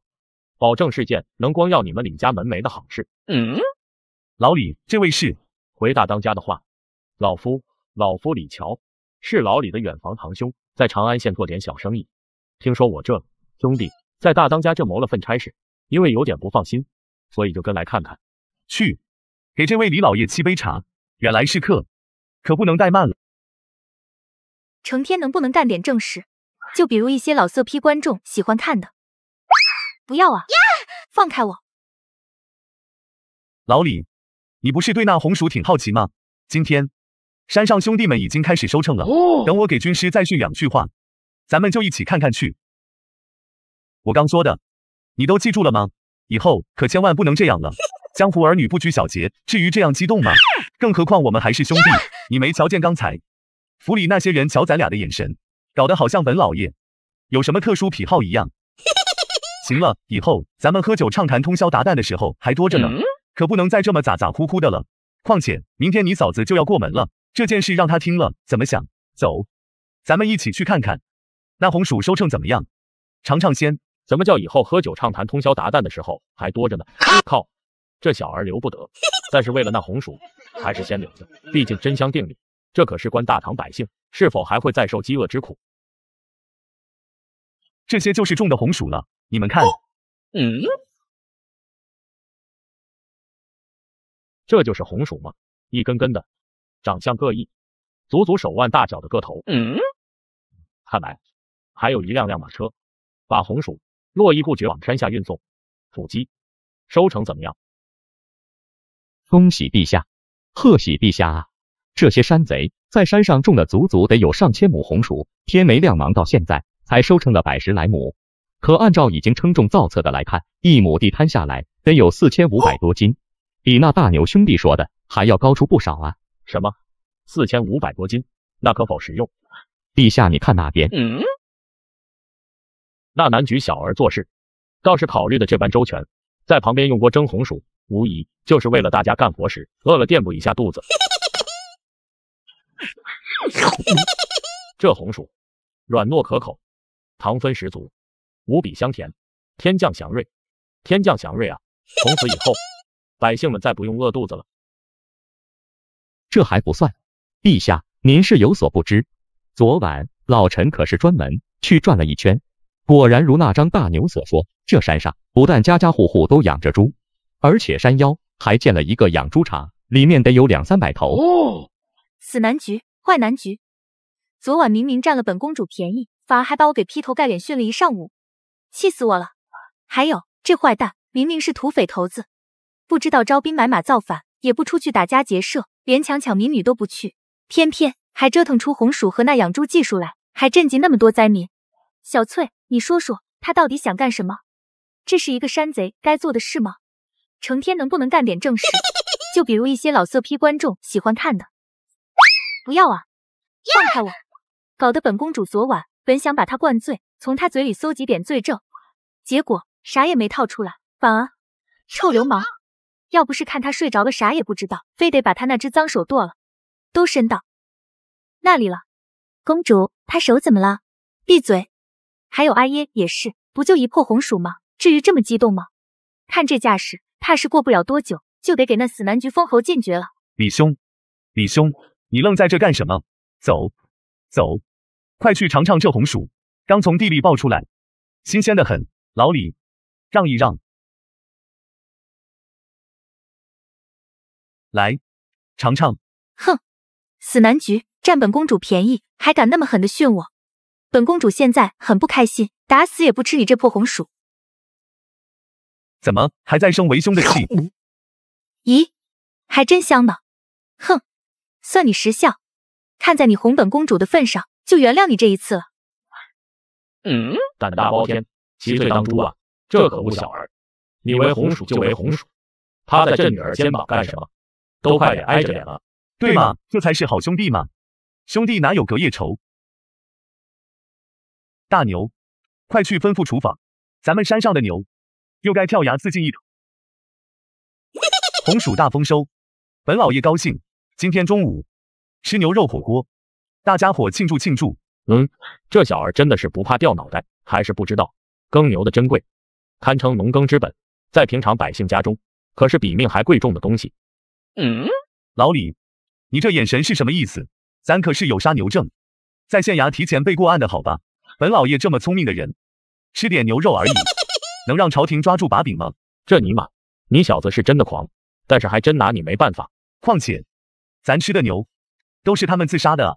对呀，大当家说了，咱山上的牛天生思想觉悟就很高，打小就忧国忧民，所以长大后才会因为百姓疾苦，抑郁寡欢，最后都选择跳崖自杀。这个月旱灾严重，那些牛伤心欲绝，都跳崖自杀4头了。大当家还说了，他也很伤心，心里好痛的，每次吃牛肉火锅都是含着泪，难以下咽，一顿只能吃5碗。这番说辞，骗鬼啊！这些刁民实在太无法无天了。人家有杀牛证，你拿人家没办法。这丫头也越来越没样子了。大当家，可是这么多耕牛自杀，咱山上开垦了这么多荒地怎么办？这你又不知道了吧？咱大当家发明了一种新的犁具，好像叫什么屈原犁。这东西不但比那直原犁轻便，而且耕地的时候还灵活好多，翻土也快。而且咱兄弟都试过了，以前一个人1天1亩地都耕不出来，用这屈原犁，一个人1天动作快的话都能耕上2、3亩。对了，大当家还说了，其实咱山上自杀的牛以后还有部分会因为闲得没活干，羞愧自杀。屈原犁，这南局小儿有点邪门啊！这才几天时间，红薯养猪技术，朕还没来得及消化，又搞出这么个玩意来，朕现在完全跟不上节奏了。老李，我将要交给你的新任务，就是关于这屈原犁的。走，我带你先去看看货，再详细给你交代。没想到这小儿还建造了这种作坊，盛世商行售卖的那些花露水、香皂之类，应该是产自这里了。大当家，成了。根据您给的图纸，小老儿再稍加改良，又造出来几架屈原犁，比前几天那几架效果还要好一些。现在正在院子外面的荒地里面试验耕地效果，你们可以去看看。好，功夫不负有心人，花费了这么多力气，终于制作成功了。走，咱们看看效果去。就是这么。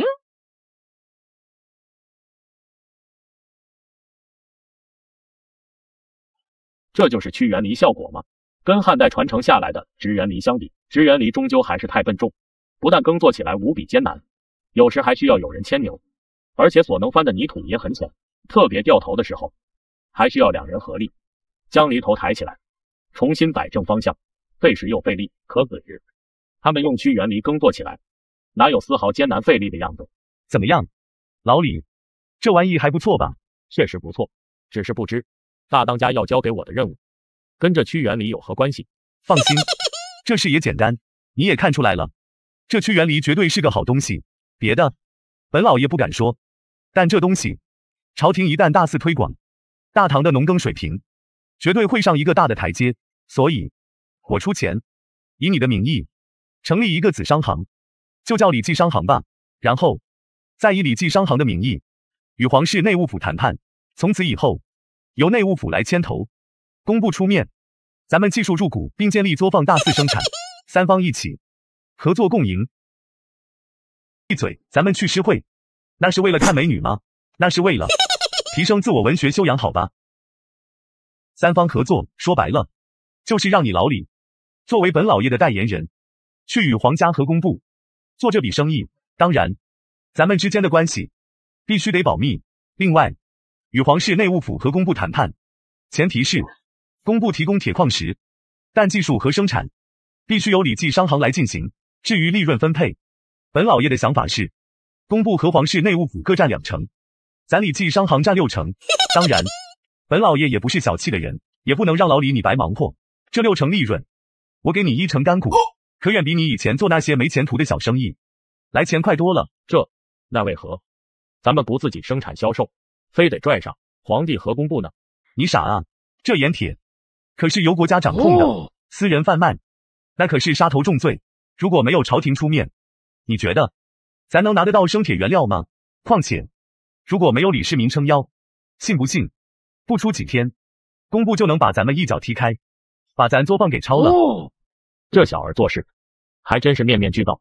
更重要的，这可恶小儿成天苟皇帝的居然还有点良心，知道让朕也赚点钱了。虽身为天子，可皇室用度，那也是要钱的好吧？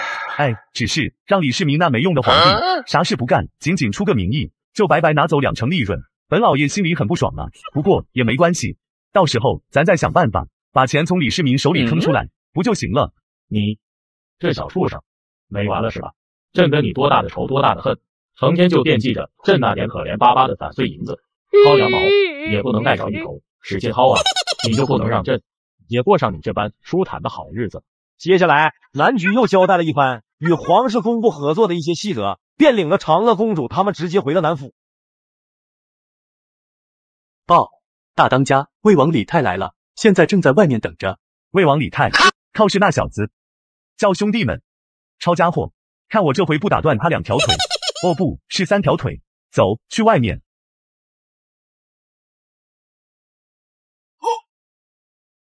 南菊兄，咱们又见面了。嗨，大家都不用跪拜行礼了。大爷的，这瘪犊子玩意，还真敢上山来！要不是因为他，赛事会上交白卷，老子至于沦落到如此地步？自古官匪不两立，这里没人给你行跪拜礼。是吗？果然江湖好汉，大家都是不拘小节之人哈。不用行礼，不用行礼的。其实本王今日也没什么大事，其一就是专程前来给南菊兄弟贺喜的。南菊兄即将洞房花烛，在下提前恭喜了。我去你大爷！竟然还在老子心脏捅刀子来了！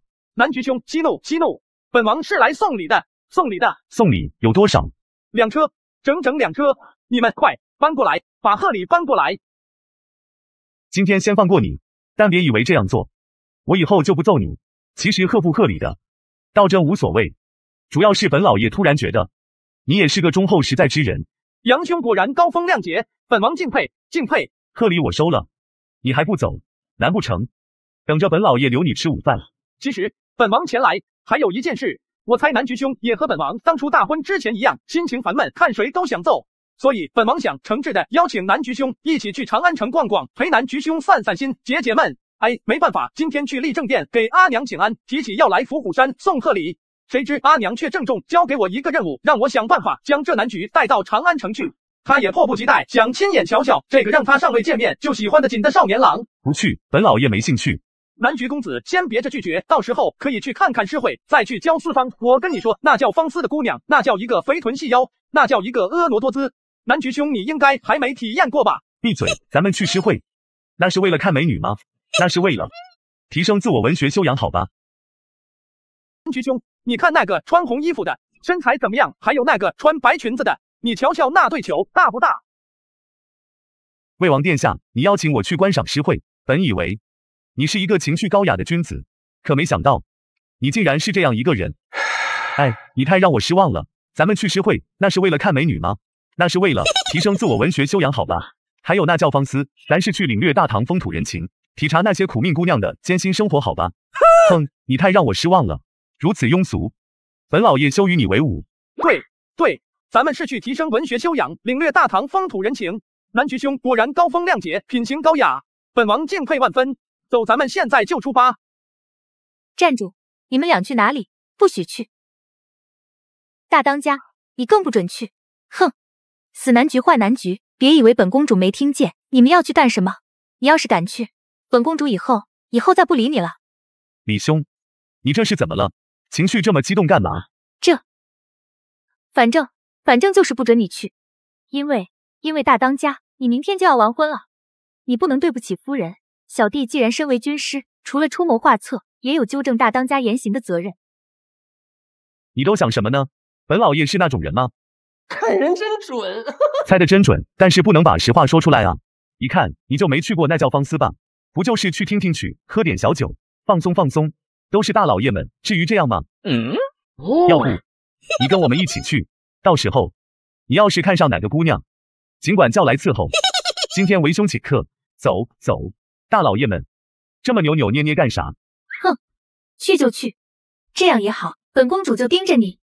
除了喝酒听曲，你要是敢做其他的，明天就让二爷把你抄家下狱，还要砍脑袋。小姐，我们偷偷出来到这长安来，等会老爷知道了，又少不了责罚我们的。莲儿，我只是出来散散心的。前面就是进贤居诗会场所吗？小姐，快看，那就是姑爷。怎么可能？他不是在那伏虎山吗？怎么不可能？昨日赛诗会，奴婢可是看得真切，那个俊秀小哥就是他昨日带在身后的仆从，还有那个长得有点胖，正是魏王殿下。小姐，他们好像去进闲居诗会，我们要不要跟上去？莲儿，走，咱们跟上去看看。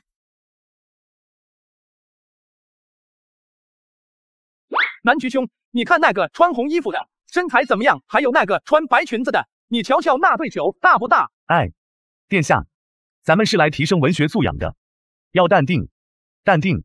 看着南菊的种种表现，苏月更是感觉一阵悲从心来，面色苍白，泪水不停在眼眶打转。就在大家沉浸在诗会气氛中，所有人都没看见那雕花镂空的窗户却微微开了一条缝，房内正端坐着一位雍容华贵的女人，长得倒是个模样俊俏、一表人才的少年郎，可也是个色狼胚子，一看就不是个安分的主，还真得好好管教管教，不然以后入朝为官还不知会惹下什么祸。王德，一会儿诗会结束，把他带上了，让本宫好好瞧瞧。屁狗，你行不行啊？管你什么侍郎家的公子，崔家少爷，老子今天先嘎了你的西瓜。崔兄，崔兄，那几人？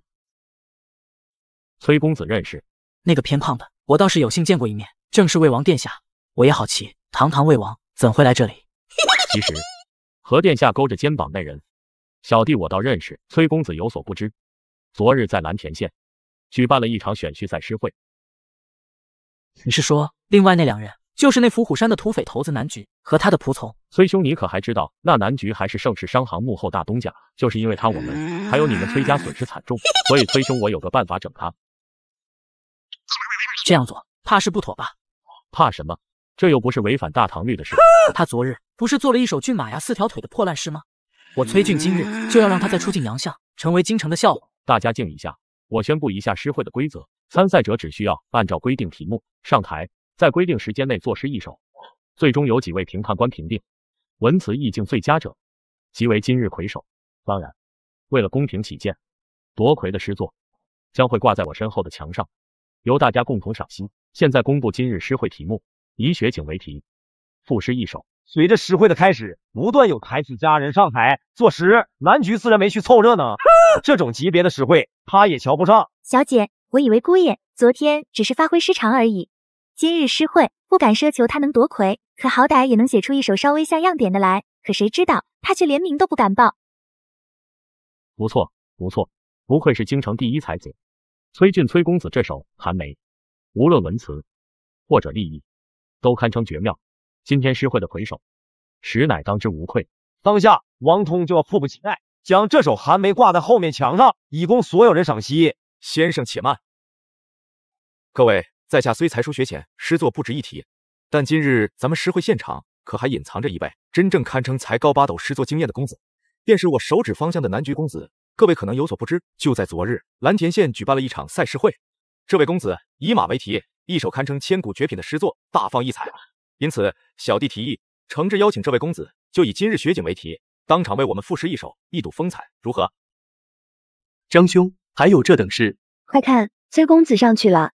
是啊，崔公子可是京城第一才子，还是户部崔侍郎的公子。今日进闲居，有幸来了这样一位诗坛大家，我等若未能一睹其诗作风采，还真乃人生一大遗憾。先生，虽然今日诗会已结束，可晚生觉得张兄的提议非常不错，不如就请这位南菊公子现场赋诗一首，也同样加入今日魁首评选范畴。不知先生意下如何？我当然无异议，得看人家公子自己是否同意。对了，张兄，只不知这南菊公子昨日赛诗会以马为题所作和诗，不但一举夺魁，还即将娶得苏府苏月小姐。崔兄如此说，那就恭敬不如从命了。大海呀全是水，骏马呀四条腿，骏马掉进大海里，最后变成鬼。这也叫诗作？小弟今天算是大开眼界了。哎，看着长得这么帅，谁知道却是个胸无点墨的草莽。殿下，本老爷要去揍个人。怎么揍？就像昨天揍你那样。对了，你要不要一起？哥，你能别提这事吗？你先去，然后本王来跟你配合，如何？没毛病，果然很有想法，还是你懂我。南菊兄果然一表人才，风度翩翩，在下久仰久仰。先别急着久仰，你是崔家的人，不知当今朝廷户部侍郎崔明以及礼部尚书崔礼是你什么人？正是在下家父以及大伯父。这就好说，奏起你来，毫无心理压力。谁给你脸，也敢来找老子的麻烦？地狗，你行不行啊？管你什么侍郎家的公子，崔家少爷，老子今天先嘎了你的西瓜。正人之学，在其行，而不在其言。空谈误国，实干兴邦。什么狗屁关中大儒，不知所谓的酒囊饭袋而已。细狗，给老子去死！谁叫你多管闲事？看我不揍的你连你的老子都不认识！救命啊！天哪，这也太粗鲁了吧！就是太野蛮了，有辱读书人的体面啊！住手！住手！成何体统？来人，快把他给我拖出去！如此狂妄小儿，不配谈诗作，不配称读书人。住手！你们住手！不要再打了！干得漂亮！哎呀，南局兄，别打了，有辱斯文，有辱斯文呐！饶命！饶命！下次给我注意点。嚎什么嚎？别以为什么主评官，老子就不敢抽你，惹急了我，路过的狗都得挨几下子才能走，更何况你？你叫王复是吧？你写的什么《论语注解》我也读过，送你4个字：狗屁不通。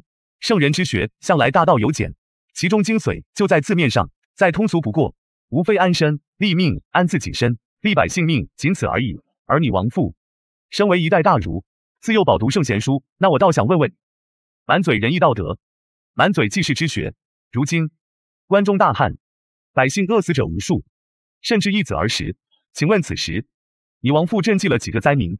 突厥铁骑屡屡犯边，边关百姓惨遭抢掠，横尸刀下，请问你王复又在做什么？可想出了一点应对之策，以解国之安危。你王复除了会写两首诗，满嘴之乎者也，为国为民，你又做了什么？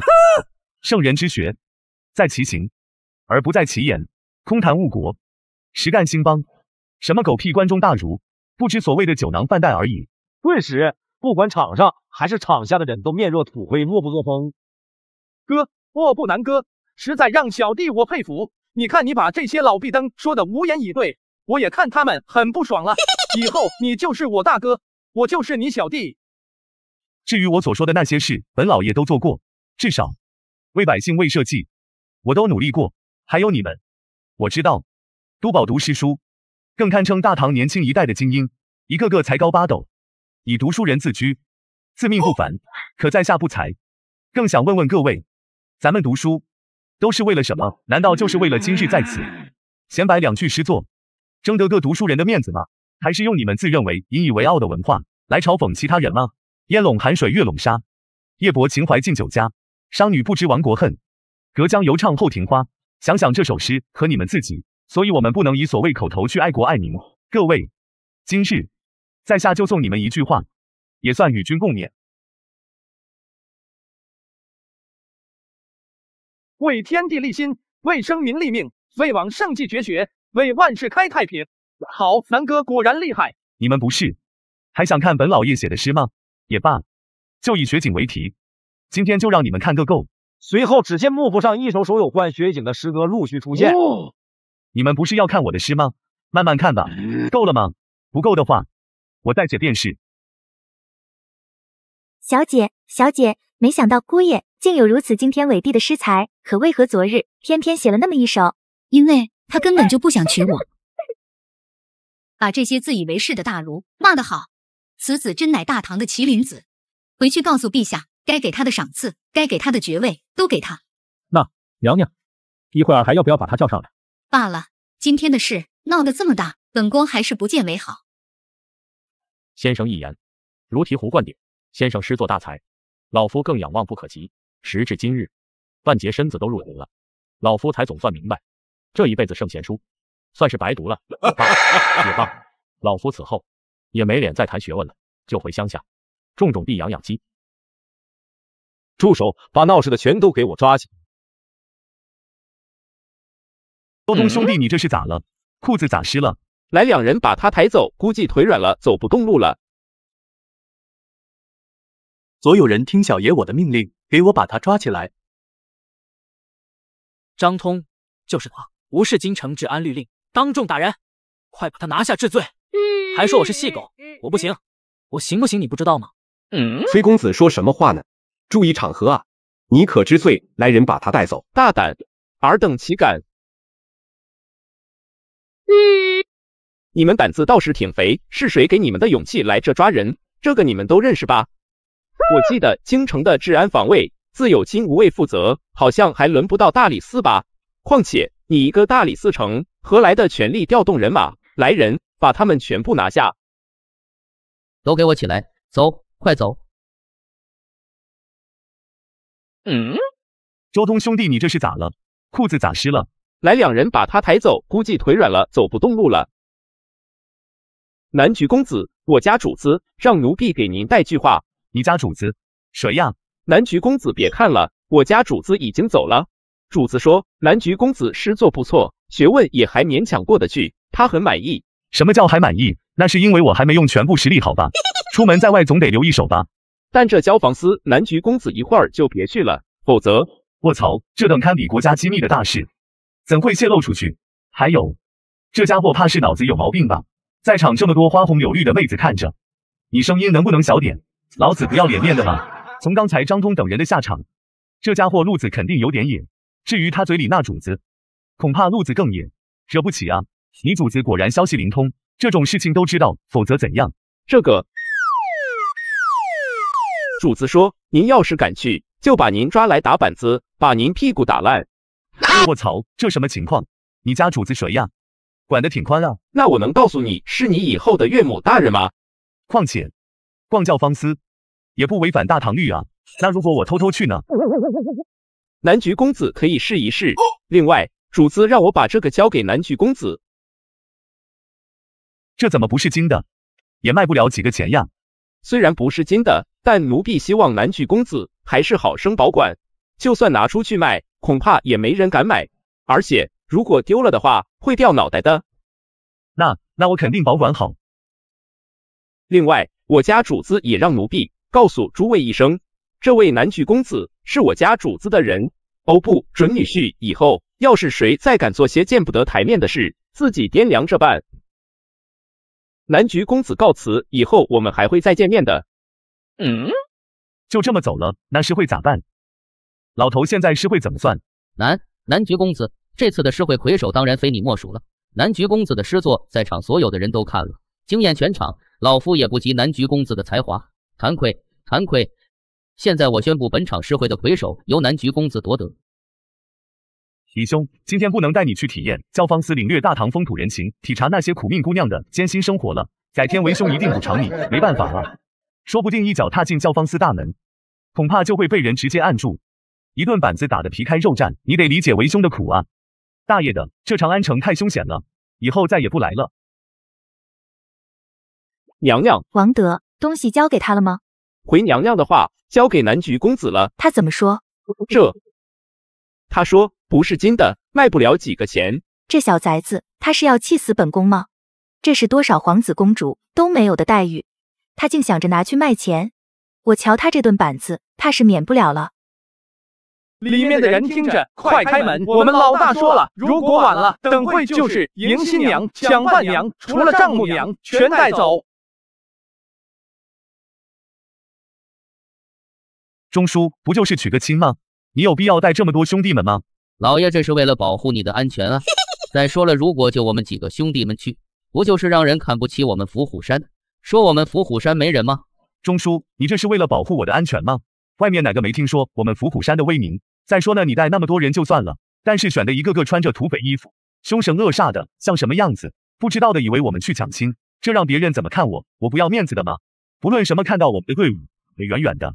这老头绝对是怕我会以各种理由阻止接亲，才叫上那么多兄弟们。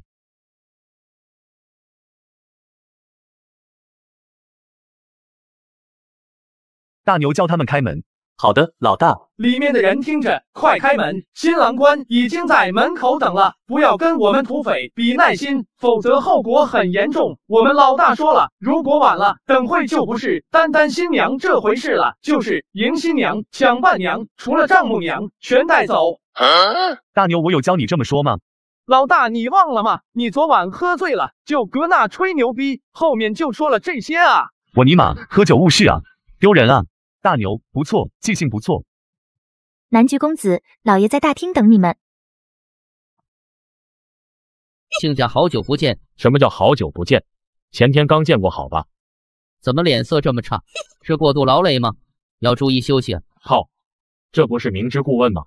会不会说话？能不累吗？天天操心我的那宝贝女儿，那睡得着吗？哎，苦了我那女儿了。大喜的日子开心点啊。对，亲家开心点。这老头就非得拿刀子扎我的心吗？要不是打不过你们，我他妈的早干你了，还能在这和你避避。亲家，我看时间不早了，你家小女我们就接走了，你就准备当外公吧。有时间可以来伏虎山看看。好的，到时候定会去看看。亲家慢点，路上小心。小女就麻烦你们照顾了。哎，终于应付完了，可以休息了。不知道这个苏月长相到底怎么样，不管了，掀开盖头就能见证奇迹。反正我心底已经有底了。哟，卧槽，那些传言，不是说这苏小姐奇丑无比，长着鸡眼，还满脸麻子吗？就这副楚楚温柔娴静端庄的娇艳模样，也不像那种成天虐待下人找乐的生猛狠人啊。这样一想，有这样一个美人娇妻，也还不错，还得感谢我钟叔，钟叔牛逼。看来是一下子接受不了这个现实，哎，没办法，既然已经拜堂成亲了，那便是自己夫人了，自己不疼谁疼？我南菊绝对不是那种见色起意的人。哎，时间不早了，夫人早些歇息吧，我去书房将就一晚上。李兄，刚看见你一个人在这发呆呢，便过来看看，怎么一副心事重重的样子？哟，大当家今日洞房花烛小登科，春宵一刻值千金，不在房里陪新婚夫人，跑这来干什么？哼，死男局坏男局，虽然当初要让你这辈子都注定只能守着个丑八怪媳妇过日子，现在愿望终于实现了，可本公主还是很不开心。怎么？是不是发现新夫人长得实在太丑，所以就把人家晾在一边了？李兄，你把本老爷当什么人了？靠，他怎么这么了解我？话说到这，为兄可就得好好说说你。娶妻娶贤，你以后娶媳妇，可千万不能这么肤浅，不能像我这样。而且我跟你说，那天在蓝田县，那些传言，什么鸡眼麻子，是假的。你嫂子根本就是一个闭月羞花的大美人，你是不知道。刚才为兄揭开盖头，都看傻了，乖乖也，那叫一个貌美如花，跟画上走出来似的。什么？那天到底是谁在胡乱造谣？我要砍他脑袋！死男局，你这是在炫耀吗？气死本公主了！哼，那就恭喜大当家了。哎，有啥好恭喜的？其实，两个素不相识的人，突然就成了夫妇，感觉真的挺怪的。而且，你嫂子好像还挺恨我的。不过，既然我们已拜堂成亲，那从此以后，就是咱伏虎山的大夫人，就是南府的主母。所以以后，你见着嫂子，也要尊重一点，知不知道？所以今晚，本老爷就只能去睡书房了。对了，要不咱哥俩再去弄2个小菜，去你房里喝点。呵，没胃口，以后也不准来我房里喝酒了。哼，去睡你的书房吧，我也要回房睡觉了。卧槽，什么情况？聊得好好的，怎么有意的小船说翻就翻？办法，作为一个在后世连恋爱都没谈过的愣头青，哪见过这般阵仗？哟！小姐，您猜我刚才看见什么了？我看见府上居然有一头老虎，您不知道，当时把奴婢吓得腿都软了。一打听才知道，居然是姑爷养的旺财。您说姑爷他是不是变态啊？别人都养狗，他养老虎。啊，老虎？对了，小姐，姑爷昨晚没欺负您吧？莲儿，你这脑袋成天琢磨什么呢？其实夫君昨晚对我挺好的，也没有为难我，非要与我喝了合卺酒，他便去书房睡了一晚。那我就放心了，我怕他昨晚又病情发作动手打你，害我担心了一整晚都没睡觉。对了，小姐，姑爷好像还挺有钱的，这南府不但建得特别大，而且还挺豪华，亭台楼阁、假山假湖，什么都有，比咱们苏府可要气派的不止一丁点，连那些丫鬟洗手都用盛世商行卖的那么贵的香皂。什么？莲儿，你是不是在安慰我？对了，刚才我还见到姑爷了，他说小姐您刚嫁来府上，也不知厨娘做的饭菜合不合您口味，所以她就亲自下厨，做了几个小菜和粥。这不，全在这里。小姐你快过来看，姑爷给你做的饭菜。小姐，我看姑爷对你还是真心不错，要不然你就从了他吧。莲儿，就你话多。这些好像都是夫君写的诗作，都是我从未见过的新作，无论文词，或者立意，或者跃然纸上的意境，都那般登峰造极，令人叫绝。每一首都足以千古流传。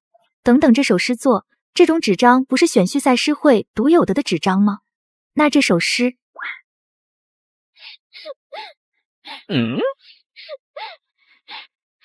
夫人这么早就起来了，怎么不多睡一会儿？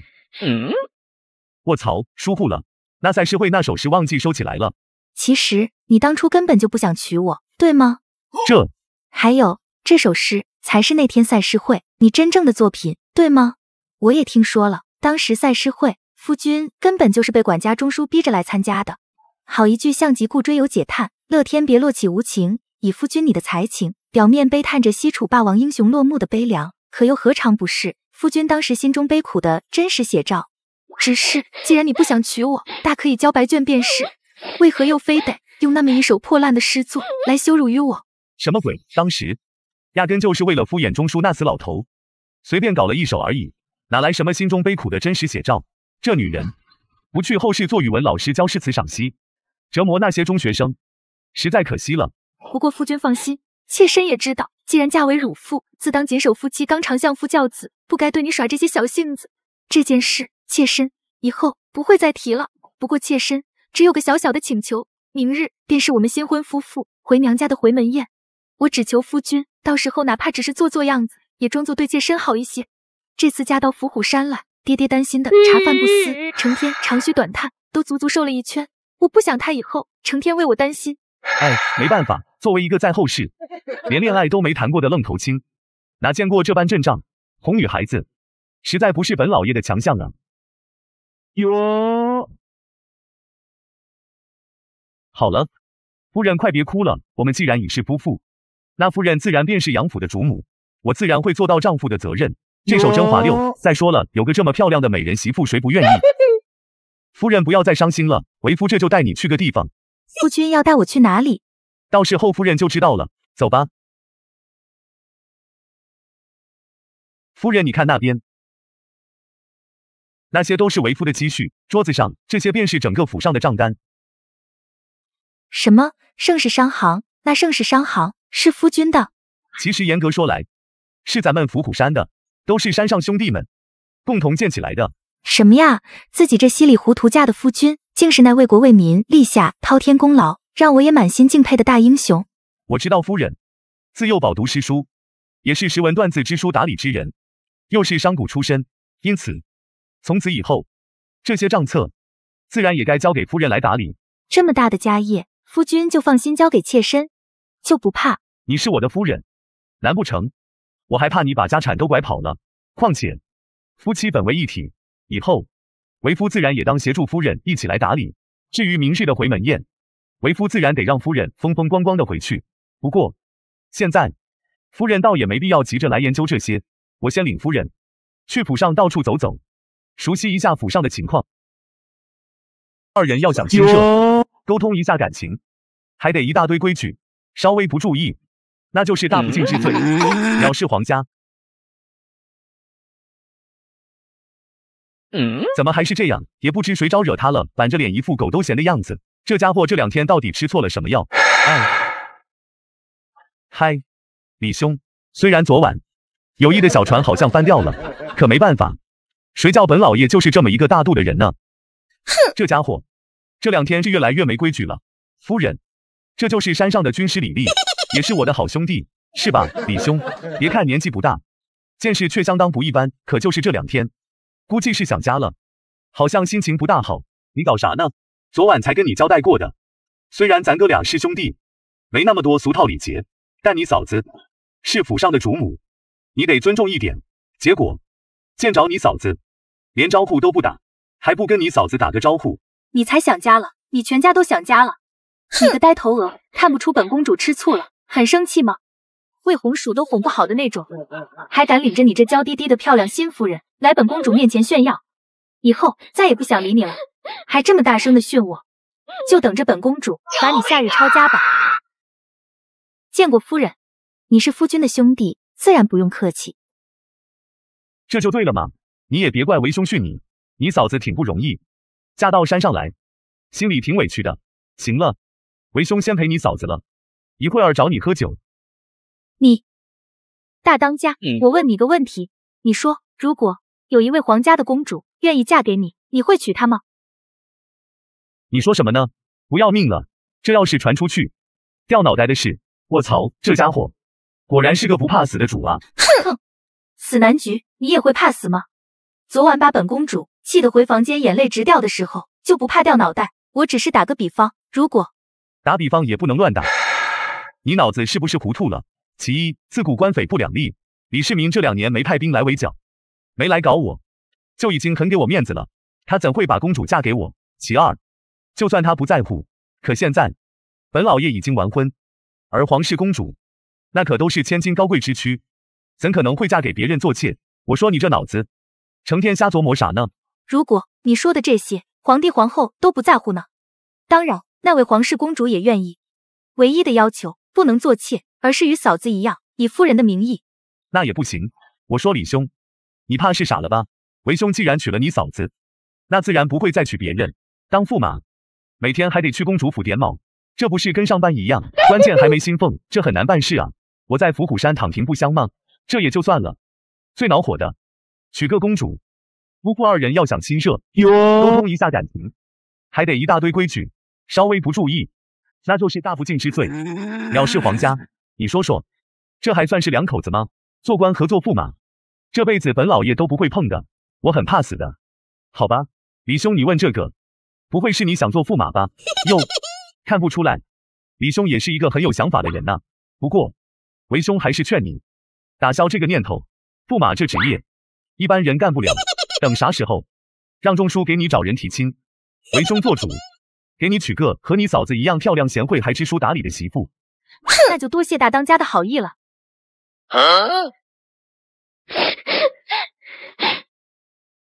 胡闹，简直胡闹！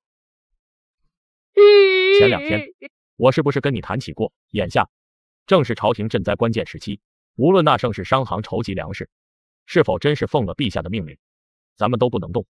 至少眼下绝对不能动，否则那就是触了陛下的逆鳞。陛下如今本就对我们这些陇西士族已经心存不满，结果你这逆子还主动往那南局小儿跟前凑，现在好了，白挨一顿揍不说，还损失了一个张通，崔家的脸都被丢光了。老李，来，瞧瞧这个，这个叫墨镜，就问你们骚不骚？骚。大胆，那小畜生着实太可恶，胆大包天。他不知朕的身份，对朕无礼也就罢了，那赛诗会上，明知你身为大唐亲王，还敢动手打人，他的眼里还有皇家威严吗？他就不怕掉脑袋？这可能当时南局兄正在气头上，还因为儿臣没给他送礼，后面送礼了，他就不打了。对了，父皇，这是前日来京城时南局兄给儿臣的，正是那红薯种植和养猪技术，整理的挺细致，他让儿臣代为献给朝廷。这算那小畜生还有点良心。不过在进贤居，将那几个欺世盗名的腐儒劈得体无完肤，倒是解气，深得朕心呢。陛下，粮价跌了，这次旱灾彻底解除了。没想到啊，这小崽子还真做到了，一人之力彻底化解了这场朝廷危机。那么后面对突厥用兵一事，粮草有望了。这样的惊天大功，若朕在无动于衷，也实在说不过去了，对吧？观音币，陛下说的甚是，一切全凭陛下做主。来人，拟旨封赏。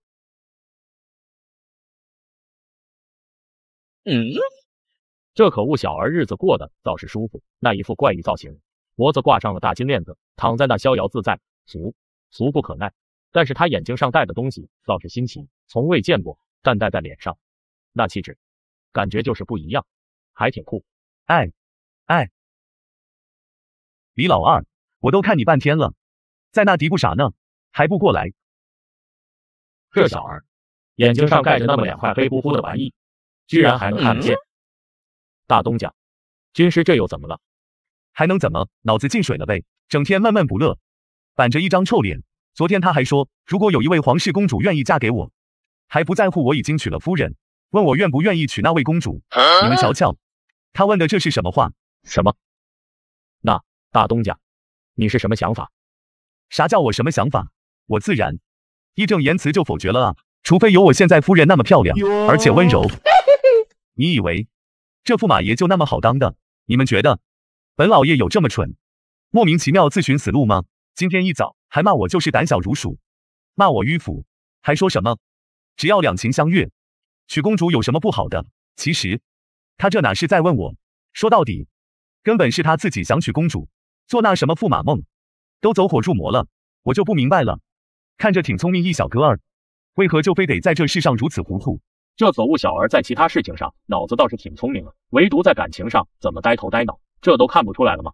多少青年才俊，做梦都想着能做驸马，怎到了这小畜生嘴里，就成了死路一条的火坑。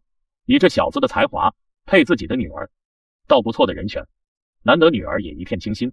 可关键是，他已经娶妻，堂堂公主，千金之躯，哪能给人做妾？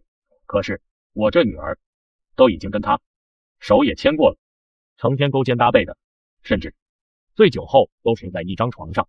若不嫁给这小子，还能嫁给谁？行了，不说这个了，老李，来，瞧瞧这个。哦，这玩意，视线居然还真能穿透，眼前的景象顿时昏暗了不少，可又那般清晰。啧啧，果然，那种酷酷的不怒而威的气势陡然提升了。好东西，好东西啊！告诉你们，这可是本老爷花了无数心血才搞出来的新玩意，这个叫墨镜。就问你们，骚不骚？骚！亏得我还将甘泉殿那堆琉璃当做宝一样。造孽啊！感情在这伏虎山都是烂大街的玩意，这比吃奥利给还难受。大东家，能否把你那戴的金链子也给我戴一下？我感觉这一套挺般配哦。老李，这点我得表扬你一下，军师都说我俗，还是你跟我品味审美一样。来，给你。什么叫品味审美跟你一样？你丫的，你都装逼耍帅了这么多集了，这不得让我拉风一下？老李，喜欢吗？本老爷也不是那小气的人，送你了。什么鬼？这抠搜的可恶小儿，什么时候变得这么大方了？这不像他的作风啊！大东家，不是说花费了大量心血才弄出来的玩意吗？怎么就送给我了？走，本老爷再带你们去看点好东西，你们就明白了。你自己看看吧。什么鬼？这可恶小儿到底是多么有钱？难道我之前看到的财富只是九牛一毛吗？要知道，这琉璃制品可是极其稀罕之物，堪比黄金。在大唐，仅有从西域诸国流传进来极少数。如今，在甘泉殿中，还摆放着一尊麒麟造型的琉璃制品，可那价格昂贵的令人发指，那可是足足花了7000贯才购得。可无论个头，或者纯净度，亦或造型的精美度，哪比得上眼前这些玩意？关键，这还是满满一屋子。大当家，这一屋子得值多少钱？值不了几个钱。说到底，都是先砂石加上几样矿物辅料，在高温下烧制出来的。除了前期研发，投入了不少钱。现在，咱们的作坊已经建起来了，马上就可以批量生产。算起来，成本几十文一副，就是那墨镜要贵一点，大概400-500文一副了。靠，亏得我还将甘泉殿那尊琉璃当做宝一样，有时候睡觉还抱着它在身旁。我尼玛回去就摔了它，浪费我的感情。造孽啊！感情在这伏虎山都是烂大街的玩意，这比吃奥利给还难受。咦，你们这都什么表情？你们是瞧不起他？这些玩意虽不值钱，可如今李世民已经决心对突厥用兵，本老爷还打算用这些破烂助他一臂之力，先把突厥干个人仰马翻。好吧。大东家，你是怎么知道皇帝已决心出兵？根据我得到的消息，昨天上午那些士族门阀熬不住了，开仓放粮了。下午，经济地区便突然多了一大批身份神秘的人，分批次大量采购粮食。这不是李世民在暗中筹备军粮，又是什么？只是奇怪，这筹粮的手法，居然和我当初闲聊时所说的一模一样。他啥时候变这么聪明了？那大东家又打算如何用这些琉璃制品对付突厥人呢？灭国有两种，一是用兵讨伐，二是摧垮经济。你想想，这琉璃制品在突厥那些王公贵族面前，何尝不同样是珍宝？本老爷要做的，就是在雪灾之前，把这不值钱的琉璃制品用天价卖到突厥各部落，并且还要大举炒作，让他们疯狂购入，再不惜一切代价换购他们的牛羊肉与粮食，运回大唐。当然，这还远不至于拖垮一个国家的粮食命脉，但本老爷自信可以吸走突厥人手中30%的粮食与财物。如此，今年雪灾来临时，等待突厥的只会是一场更大的灾难。粮食紧缺，封守着这么多琉璃制品，不能吃不能穿，再想用这天价购入的琉璃购回粮食，那时候咱盛世商行的琉璃品已卖的到处都是，不值钱了。到时候李世民对突厥用兵还不更主宰宇宙？不出意外，经济与军事双重打击下，这场战事足足可以缩短2个月。要是真能达到他所说的效果，对大唐将士来说，又是怎样的如有神助？至少这场战争的胜算多了不止1星半点。就是这手段，实在太无耻，太阴毒了。不过，你好坏哟，我好喜欢。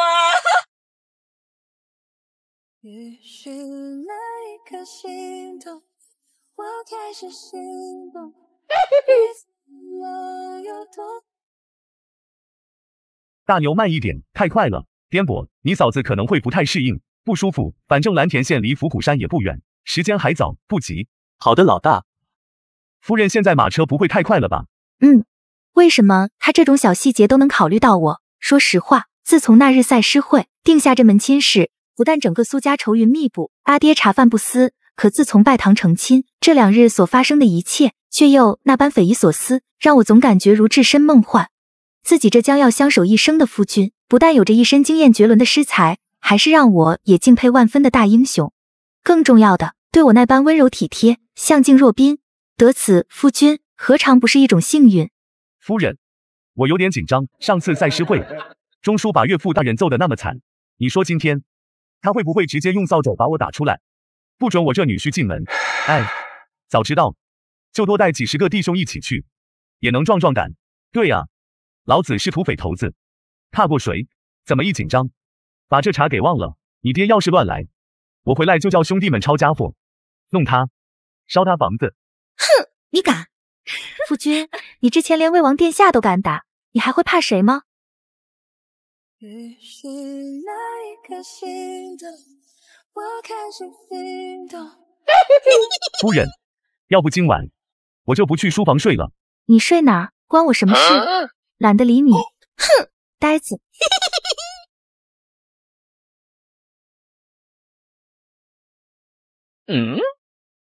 他丫的，明明按回门礼节，岳父不是应当上前迎接我们吗？却硬是畏畏缩缩，不敢上前来。那个脚是被粘住了吗？估计上次钟叔一顿操作猛如虎，以及大婚之日迎亲队伍那上百名和蔼可亲的兄弟，已经给他造成了很深的心理创伤。大爷的，老子怎么就摊上这么一个老丈人？好歹也是堂堂富商，见过世面的人，而且老子气质如此儒雅斯文，今天又没带上100号弟兄，就带了个张大牛，怕个鸡毛啊！我又不打你，能不能自信一点？大当家，他们好像不太欢迎咱们，我上去打他们吧。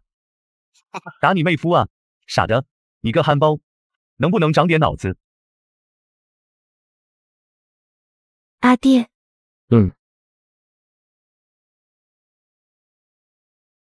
女儿，嫁过去怎么样？他有没有虐待你？有没有哪里受伤？爹地很担心你啊。爹爹，夫君对我挺好的。好，那就好。大当家，莫不男举公？哦不，女婿，咱们到里面课堂说。走。不是说来里面谈吗？怎么尬在这了？隔着大眼瞪着小眼，这像极了我们那个世界的岳父第一次与女婿之间交流的画面啊！你们这些观众是不是心里有当初的那个画面了？兄弟姊妹有几个？就我一个，就你一个啊？哦。哎呦我的妈！嗨，贤婿，今天伏虎山天气还好吧？火青龙又白虎，义字当头，日月在天。哎，没办法，得赶紧找点话题啊！现在太冷场了，万一让这山大王以为自己不欢迎他，麻烦可就大了。可偏偏隔行如隔山，又不知该聊点什么。那句土匪间的闯口话，还是上次被那管家暴打的时候学来的。这家伙脑子有毛病吧？伏虎山离这里也就几十里路，难不成天气还有啥不妥的？天气还好，多谢岳父大人关心了。那就好，那就好。这段时间不知山上日子如何，毕竟眼下关中大灾，老百姓也缺粮，兄弟们去打劫，不，去干活，收成自然也少些。哦，我没瞧不起贤婿的意思，我是说，等这困难时期过了，兄弟们的收成自然也会好起来。只要用心努力，跟着土匪女婿，好像还是可以勉强沟通的。对，到时候路过伏虎山附近的商队也会多起来的。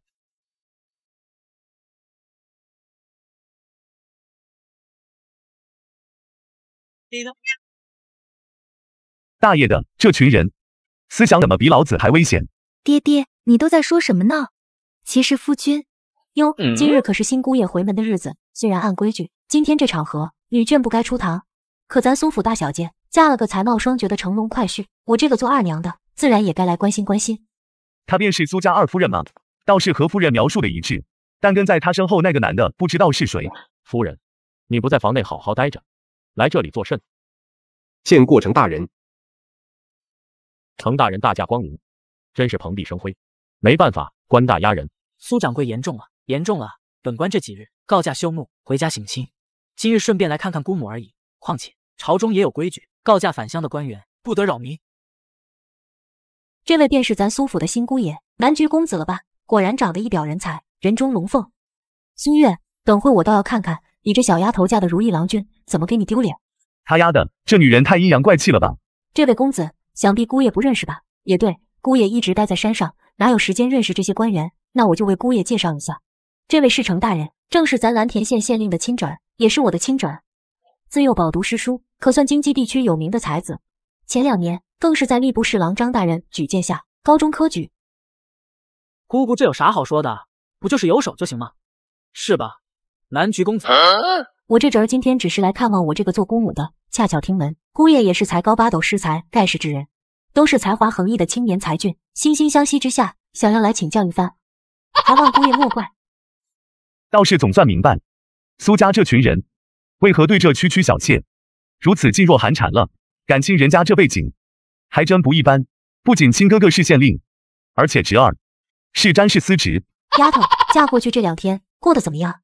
虽然我只是府上二夫人，这些事我不该问，可咱们终究也是一家人，关心关心也是应该的。哎，命苦啊！南菊公子，本官久仰。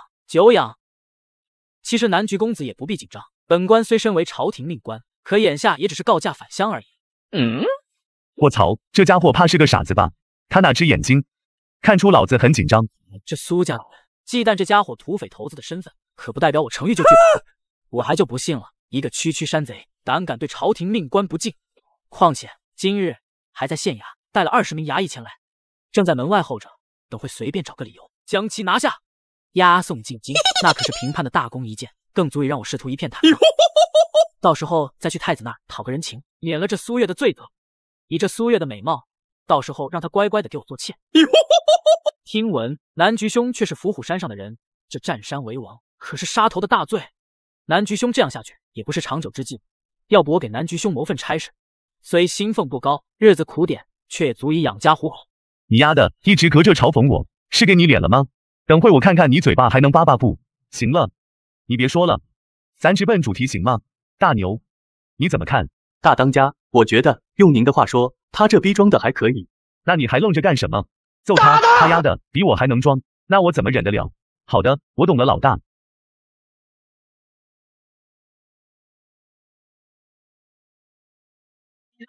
大当家，是不是这样？你个憨包，没看见还有一个啊？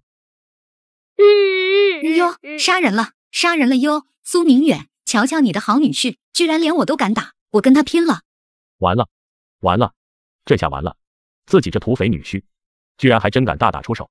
程昱，那可是堂朝廷命官啊，被揍成这要死不活的德行，苏家这次是真脱不了干系了。大当家，这苏老爷打不打？滚！大爷的，这憨货，啥时候才能长点脑子？带在身边，真给本老爷丢脸。夫君，对不起，你本是客，现在让你受委屈了。没事，夫人，这点小事，为夫不就有手就能摆平的吗？你说是不是，程大人？来人，来人，快给我拿下这个土匪头子！圣旨到，本王今天倒要看看谁敢动手。南局兄，谁在叫唤呢？哦，不好意思，本王向来眼界较高，看不见地上躺着的卑贱之人。圣旨到，本王今天倒要看看谁敢动手。快，全部出去迎接圣旨，等会慢了就是不敬。老大，我们要不要出去？我们可是土匪啊，管他什么圣旨。你个憨货，当然要去。没看见本老爷现在我还是苏家女婿吗？走吧，夫人。我还在这儿，我还在这儿啊！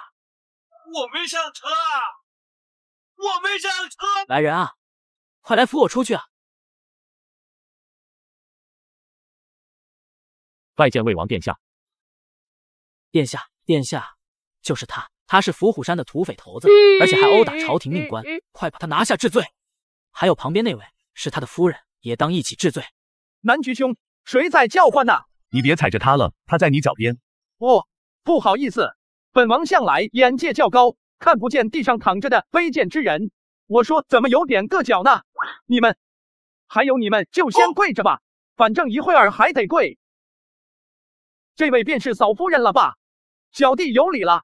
哎，南局兄，这是你打的。哎，亏得本王从京城一路狂奔，就想着赶在前面来给南局兄你报喜，可谁知道还是慢了一步，没让我体验到揍人的乐趣。狗东西，狗东西，挨打也不等着本王，让本王也过过瘾，不好吗？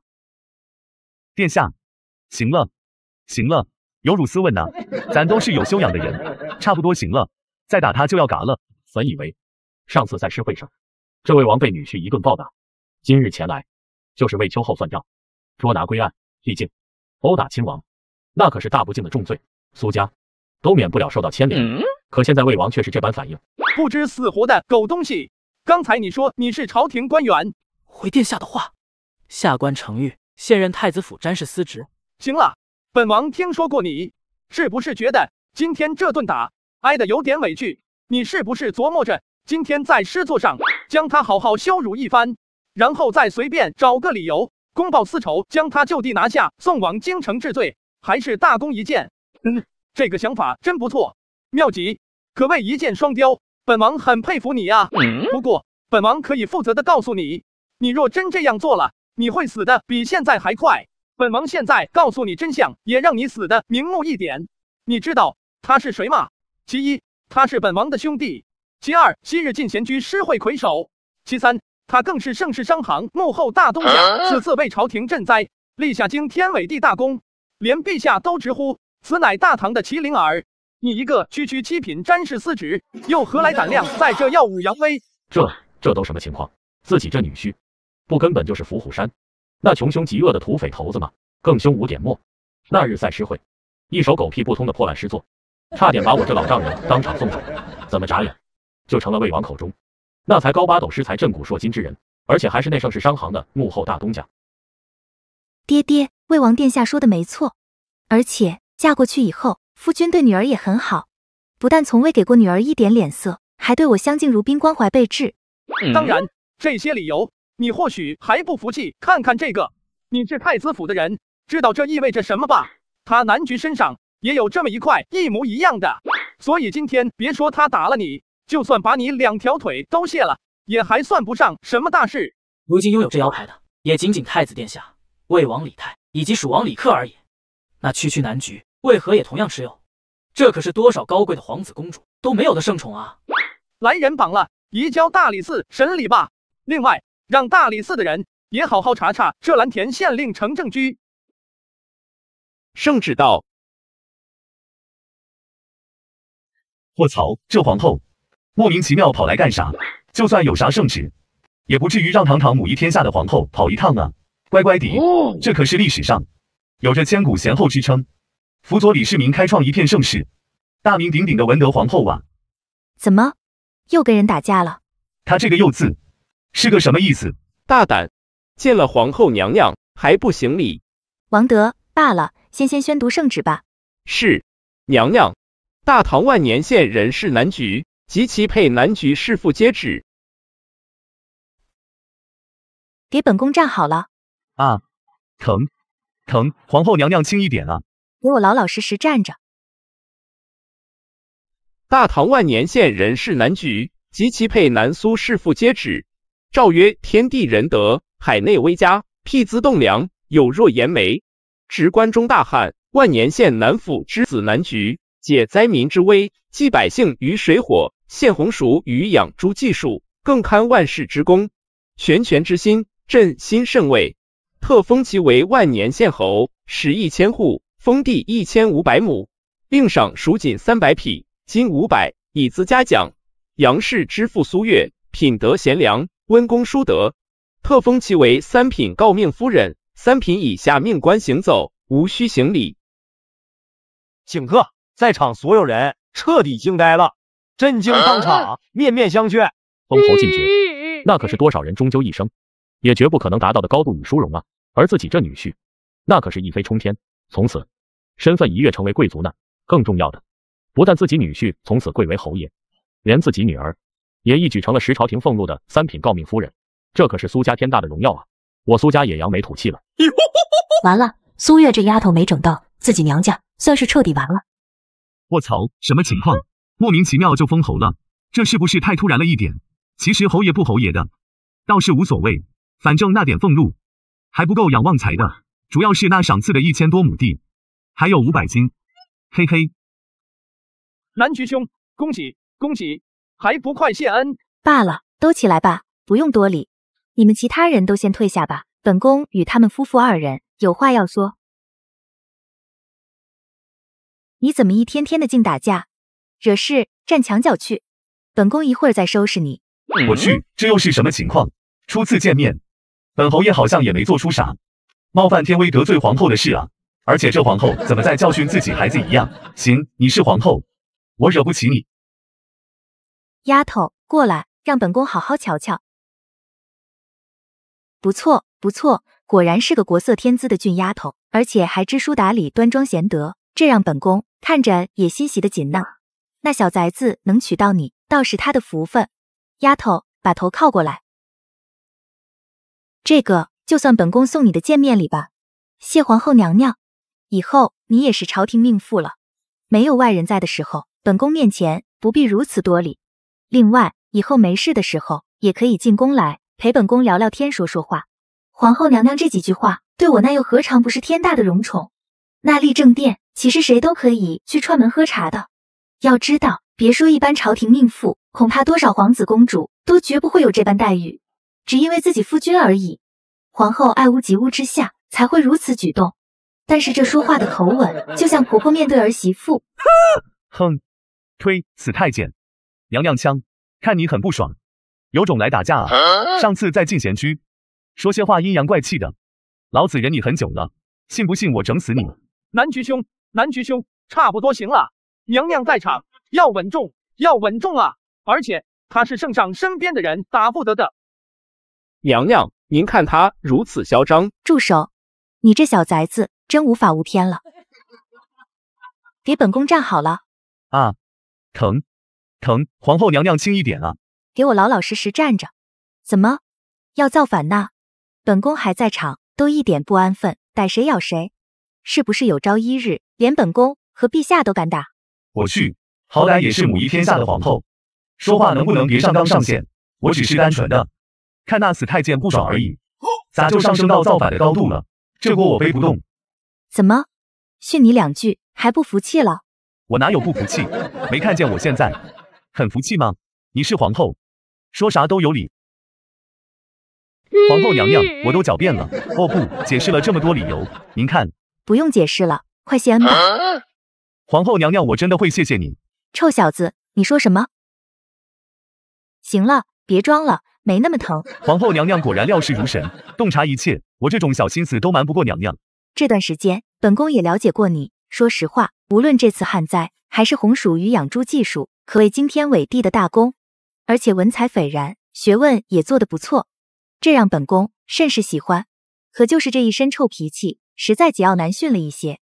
将来若入朝为官，那还不得成天惹祸，太极殿都得被你拆了。等等，我没说要入朝为官啊，娘娘，您可不能乱来啊！我觉得就像现在，做个闲散侯爷就很好，做官是不可能做官的，这辈子都不可能的。况且，娘娘你也知道，我就一乡下人，住在伏虎山上，离这京城几十里呢。要做官的话，每天还得去衙门点卯，这个又累又没钱。闭嘴！你这小崽子，要把本宫活生生气死吗？入朝为官，那是天下多少世子梦寐以求、光宗耀祖的事。哎，头疼，实在太难管教了。所以本宫决定，以后你就做本宫的弟子吧。从下个月开始，每隔5天的国子监授课大讲，你和太子、魏王他们一样，必须去听课。下学之后，再来立正殿给本宫请安。你要是敢抗旨，本宫把你屁股都打烂。卧槽，什么情况？感情这皇后今天专程跑一趟，就是朝着本侯爷来的啊！这架势，怎么像极了观音菩萨给孙猴子戴紧箍咒？不要啊，皇后娘娘，我也没说要做你的弟子啊。还有，那国子监授课有啥好听的？而且还是和李承乾那瘟神做同学，万一到时候小暴脾气没忍住，把承乾遮住。南局兄，这可是皇后天大的恩宠啊！要知道，阿娘可是从未收谁做弟子过。这可是为你破格啊！滚犊子！皇后娘娘，我都狡辩了，哦不，解释了这么多理由，您看。不用解释了，快谢恩吧。皇后娘娘，我真的会谢谢你。臭小子，你说什么？没，我说非常感谢皇后娘娘的恩宠。那还不快谢恩？小子，谢过皇后娘娘的恩宠。这就对吗？行了，就这样吧。老爷，不好啦，不好啦！怎么，老管家又上吊了？那倒没有，自从老爷你与夫人定亲，中书就不上吊了。是莲儿和小翠吵起来了，吵得挺厉害，我们劝都劝不住。他们一个是夫人的丫鬟，一个是军师的丫鬟，我们也不敢乱来。莲儿与小翠吗？他们为什么吵？这个我也没搞明白，但好像一个说老爷您是精神分裂的暴力狂，一个说您是癔症脑疾患者，意见出现了分歧，就吵起来了。啥玩意？暴力狂和癔症脑疾患者？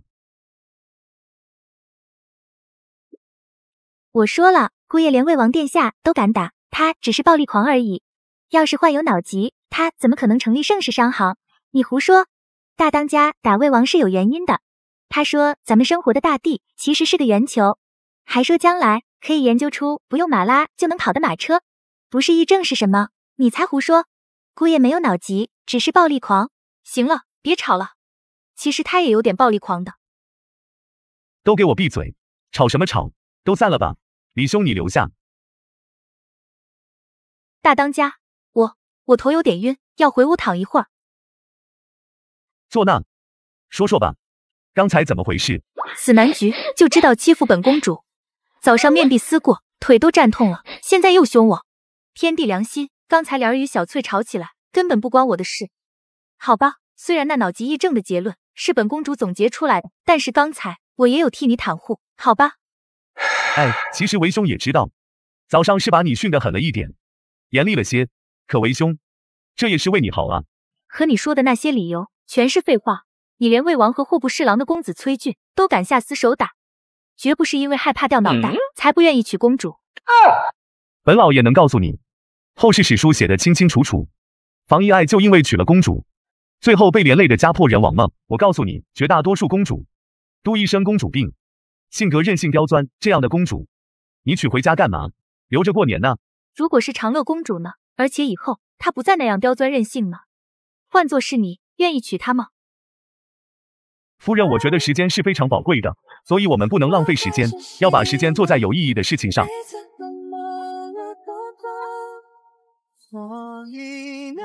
大当家，如果是长乐公主呢？而且以后她不再那样刁钻任性呢？换作是你，愿意娶她吗？卧槽，这家伙野心还挺大啊，一眼就瞄上了李世民最宠爱的那位。不娶，李兄你自个在这好好想想吧。哎，为兄现在也劝不动你。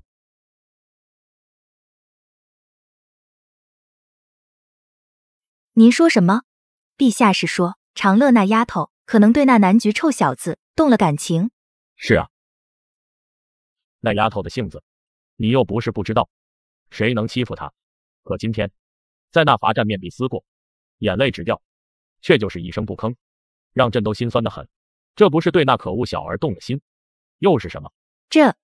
不过那丫头也到了婚配的年纪，而且话说回来，那南局臭小子倒还真是个不错的人选，长得俊俏一表人才，文辞斐然才高八斗，而且如今已封侯进爵，配长乐那丫头，身份也够了。况且那臭小子妾身看着也是越发喜欢，若能做了女婿，也算皆大欢喜。最主要的，您说他们两人举止亲密，醉酒后都在一张床上，长乐不嫁给他，还能嫁给谁？可关键是，他已有了明媒正娶的夫人，堂堂皇室公主，怎能嫁给别人做妾？皇室颜面何在？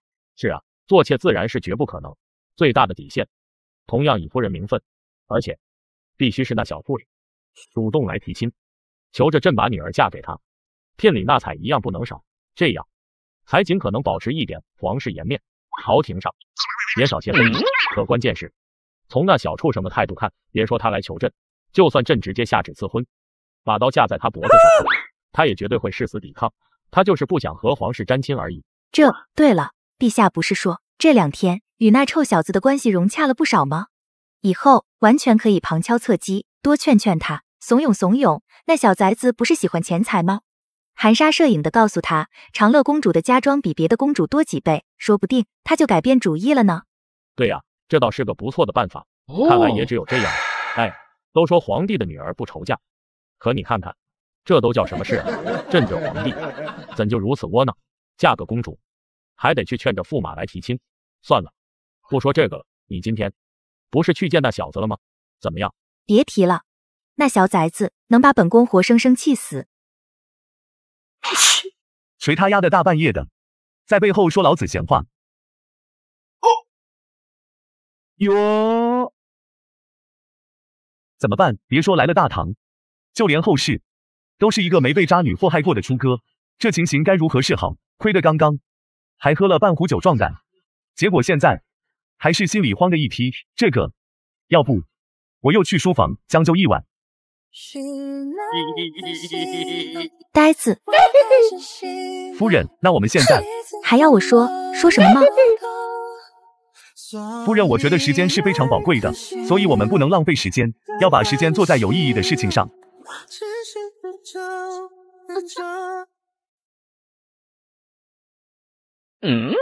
今天怎么回事？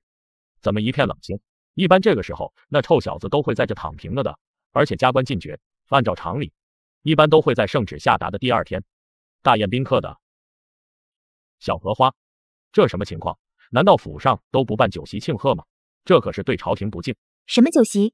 哦，你说老爷封侯啊？老爷说了，这破爵位，谁爱要谁要去，他不稀罕。不办酒，家里穷。刚才长孙先生说办酒席的事，都被训了一顿。老爷还说了，懒得搭理李世民，让他没事别给他找麻烦。对了，李叔，今天老爷心情很不好，你可千万注意点。最重要的，千万别提封侯的事。什么？可恶小儿，当初啊，看来他根本没把朕放在眼里啊！就这逆子，还想着朕把最宝贝的女儿嫁给他。老爷，腹肌，那小畜生。这个，陛下，要不还是别去找他了。老臣陪您去山寨议事堂坐坐。闭嘴，带路。李世民，本老爷跟你不对。狗皇帝，没完。蔬菜大棚，种植基地，难道这又是那可恶小儿捣鼓的新玩意？这一路下，倒是看到了不少这种不知道用什么搭建的房子，里面有什么，倒是令我挺好奇的。腹肌，那可恶小儿便在这里面。是的，陛下，早上我看见那男举小儿骂骂咧咧走进去了。好，可算是找到那可恶小儿了。陛下稳重啊，不能鲁莽。李世民，本老爷跟你不共戴天。我跟你没完，你个良心被狗吃了吗？亏得本老爷给你解决旱灾这么大麻烦，你就这么对我的？刁民，大胆刁民呢！他这是要起兵造反吗？逆贼，罪恶滔天的逆贼，朕今日非得将你碎尸万段，以泄心头之恨。老，你拿着棍子干嘛？来得正好，快来帮本老爷一起骂李世民那狗皇帝。本老爷嗓子骂哑了，先歇会，再接着骂老李。本老爷心里苦啊，李世民那狗皇帝把我羞辱了。什么？朝廷不是刚给你封侯吗？要知道，这可是正三品爵位，俸禄与封赏可都不低，这可是天大的皇恩，他怎么就羞辱你呢？哼，朕倒要看看你能说出个什么知乎者也来，否则等会再一声令下，让隐藏暗处的几十名禁卫军蜂拥而上。你懂什么？你以为本老爷多稀罕那什么侯爵，不能吃不能穿，遇上什么皇家大典还得进宫去献礼，结果那点俸禄还不够我家旺财吃顿好的。他干他的皇帝，我干我的山大王，大家相安无事，多好。他吃多了，非得给我弄个爵位。说直白点吧，你知道为何军师问我愿不愿娶公主，我会那么反感？你以为我真是害怕掉脑袋？本老爷只是不想和皇家扯上关系，啥好处捞不着，破事还一大堆。你知道昨天本老爷为何会接下那封侯的旨意吗？为何？你傻啊，腊肉啊，难道你忘了李世民要购买腊肉做军粮，攻打突厥，本老爷可就等着干这一票啊。我要是抗旨，李世民还能心平气和跟我谈腊肉采购，乖乖让我坑。另外还有那1000多亩封地和500金赏赐啊，那侯爵本老爷看不上，可腊肉生意、封地和赏金，这可是实打实的真金白银啊。看在这份上，给李世民一个面子，忍辱负重做个侯爷喽。你什么叫忍辱负重做个侯爷？感情这天大皇恩封赏，还是你给朕面子？可我没算到那狗皇帝路子有点野啊。今天一大早，内务府的人就找到了咱盛世商行位于京城的总掌柜，谈腊肉采购。内务府那杂碎居然一口就报出咱腊肉的成本价，最后上10万斤腊肉，被皇帝按50文1斤的价格就给签了采购契书。我筹备了1年，就等着用这腊肉坑李世民几万贯钱了，结果毛都没坑上，25文的成本价才卖了50文。老李，你是不知道，得到这消息，本老爷脑袋都是炸的。是吗？哼，朕能告诉你，这事就是朕让内务府去办的，可你也没吃亏啊。是啊，是啊，这的确是件悲伤的事情。所以，因为没坑到皇帝，你就在这骂他。朕天天被你惦记着坑钱，朕骂谁去？当然不止因为这啊，腊肉没坑到钱，不是还有封地和赏金吗？所以我立马去了仓库，点验了昨天李世民的赏金，圣旨写的清清楚楚500金。我琢磨着，就算没500斤黄金，起码也得500两吧。结果箱子里就躺着500枚铜钱，他施舍乞丐呢。这还不算完，老子就带几个弟兄去查收了封地，结果你猜又怎么着？1500亩封地，面积倒是足量，还有多余，可他压的全是土活的品地，3连串的暴击。本老爷现在内心是崩溃的，你说他不该挨骂吗？大当家，你刚刚说这叫啥？土豆，特无土，得偶豆，土豆，3连串的暴击，本老爷现在内心是崩溃的，你说他不该挨骂吗？这朕也知道，那500枚铜钱对这狗大户来说的确太寒酸了些，可这是朝廷封赏的礼制，这500斤赏赐本就算朝廷的一种嘉奖。至于那封地，朕也想给你找块肥沃的腹地，可如今士族门阀横行，土地吞并严重，朝廷也实在拿不出更好的封地了。老李，我告诉你，这一次本老爷也没吃亏。你不知道，刚去查看封地的时候，凑巧遇上清河公主府上的管家也来地里查看。本老爷一时气不过，二话不说冲上去就把那管家搞的把他屎都打出来了，还当着他的面把那清河公主臭骂了一顿。然后我还强行让兄弟们把封地界石往他那边挪了挪，逼着那管家在地契上画了押，抢了清河公主100多亩地，那地就是肥呀，看着都舒服。刁民，胆大包天的刁民呢，连堂堂皇室公主的地看上了就敢直接明抢，你就不怕掉脑袋？哎，不说这个了，一想起这，本老爷肝都疼。李世民跟本老爷这梁子是结大了，要不是看在大唐百姓与社稷的份上，本老爷今天非得把这几斤土豆种扔了，让那狗皇帝就算打下突厥也得不到长治久安。什么土豆种，什么突厥长治久安，诺，不就在筐里堆着吗？这便就是土豆吗？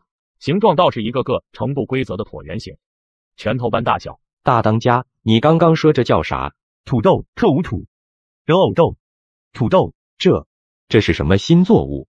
能吃吗？吃，如今整个大唐就这么点种，吃了拿什么长治久安啊？那不知产量如何？产量不高，比红薯低，一亩也就2000多斤吧。哦，哟，你们都什么表情？这土豆虽然产量不太高，却不但可做主食，也可做菜，而且这可事关大唐未来，对突厥的长治久安好吧？啊，只不知这跟突厥有什么关系？来，我又问你，回望历代朝代，你见过哪个朝代实现过对北方草原的真正统治？多少年来，即便咱汉民族，即便打下那一片广袤土地，朝廷唯一能做的，也不过设立都护府之类，进行统治管理，不但耗费无数人力财力，可效果呢？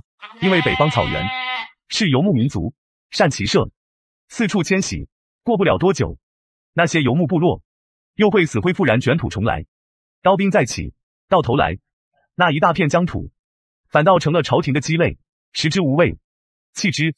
北方边境又征战不断，包括这次大唐即将对突厥用兵。说实话，这场战争大唐必胜，毋庸置疑。可朝廷要实现对北方草原的真正统治，何其艰难！唯一的办法，将游牧民族变为半游牧半农耕民族。但是以大唐现有的粮食作物，包括最近的红薯，都不适合北方草原种植。依靠这些农作物，那些百姓根本无法生存。可是很不凑巧，这土豆就很适合北方草原，简直就是量身定制。眼前这可恶小儿，在对突厥的国策之上，竟然有着如此高瞻远瞩的见解。若这土豆真能适应北方草原种植，还有那么高的产量，这意味着从此大唐大可实现真正意义对北方草原的长治久安。大当家惊天伟地之才，拳爱国之心，老夫敬佩万分。当然，有这土豆还不够，本老爷还有一样利器，只是现在图纸还没搞出来。来，你们来的正好，帮本老爷一起把这土豆给种下去，得小心一些，要是种坏了，可就没了。于是只见跑好的地里，一个个土豆被种下，随后只见地里都是种好土豆的土堆。大当家，这个土豆要多久成熟？这土豆虽生长周期短，2、3个月便可收获，可要想尽快多种出一些来，以便尽快在北方草原推广。入冬过后，就只能在大棚里种植。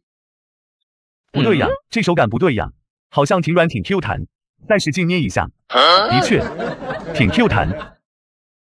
大当家，这些琉璃之前不是都放在储物间吗？你为何将这些琉璃搬到这外面了？这是要干嘛？哎，你们俩跟本老爷混了这么久，怎么一点长进都没？难道大当家这次又打算用这个坑皇帝的钱？你们想想，这琉璃制品不但在突厥，就算在长安城，那些贵族眼里可也是比黄金还贵重的东西啊。虽在咱伏虎山就是不值钱的破烂玩意，可李世民和那些贵族不知道啊。据说在他甘泉殿还摆着一尊麒麟琉璃品，他成天当个宝一样。这2年那些藩属小国前来朝贡，随便进献2个破烂的琉璃，李世民都是被8倍的回赏。明明穷的裤子都快穿不上了，还出了名的死要面子。本老爷明天就找人把这几件玩意进献给他，李世民要不回赏个2、3万贯，我都瞧不起他。谁叫他在封侯仪式上坑我，到时候顺便可以坑一手那些朝廷贵族的钱，美滋滋。你畜生，畜生呢！看来这臭小子在坑皇帝这宏图大业上，他是早已在行动，并且还得手了。今天朕非得将这小畜生碎尸万段。老李怎么样？怎么样？多学着点，这些都是挣钱的路子。土匪、强盗、淫贼，拿命来！本公主今天杀了你！完了，难道我今天就要命嘎于此吗？我可没有做什么丧尽天良的事啊！不管了，我抓！求饶是绝不可能求饶的，这辈子都不可能求饶的。不对呀，这手感不对呀，好像挺软挺 Q 弹，再使劲捏一下，的确挺 Q 弹。清河公主，李靖。不过你家的地真肥啊，看着都舒服。完了，又折一个畜生，7岁当猪的小畜生们，你倒是先把手拿开啊！光天化日，如此亵渎朕的女儿，朕要将你大卸8块！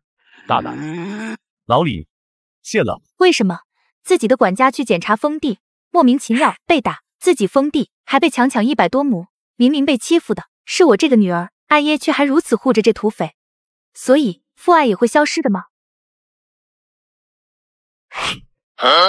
这傻女儿，你别怂啊！你倒是揍他呀！你武功高强，把他往死里打！朕刚那一声怒吼，是冲那小畜生的，不是冲你的。只要不弄死了，朕不会怪罪于你的。你那一身快意恩仇，让朕都极为喜欢的胆魄呢。公主就是他，这万年县侯，把老奴打了，还抢您的封地。看来你对昨天的事情还不服气是吧？本老爷也是个儒雅斯文之人，现在不跟你计较，老子找个跟你身份相当的人，跟你再聊聊。钟书，出来，有好事。张大牛，死哪去了？没见老子刚才差点被嘎了西瓜吗？还不快来！我左青龙右白虎，老牛在腰间。走，咱们出去聊聊。大当家，这个娘们要收拾吗？打你妹夫啊！想办法抓活的，不知道打女孩子，有点不厚道啊。好吧，我承认，主要是老子听李太说，这清河公主自幼习武，身手很厉害的，皇帝身边那些顶尖侍卫高手，她都能一个挑两。她能冲破护卫巡逻，闯到府上来了，把剑架到老子脖子上，你说她路子是不是有点野？要是连你也打不过，咱是不是很丢人？大当家说的对，那应该怎么办？这两人在嘀咕啥呢？一看就没憋好地。清河公主是吧？长得不错，乖，你那封地也不错，土很肥，本侯爷很喜欢。啥时候再送我几十亩呗？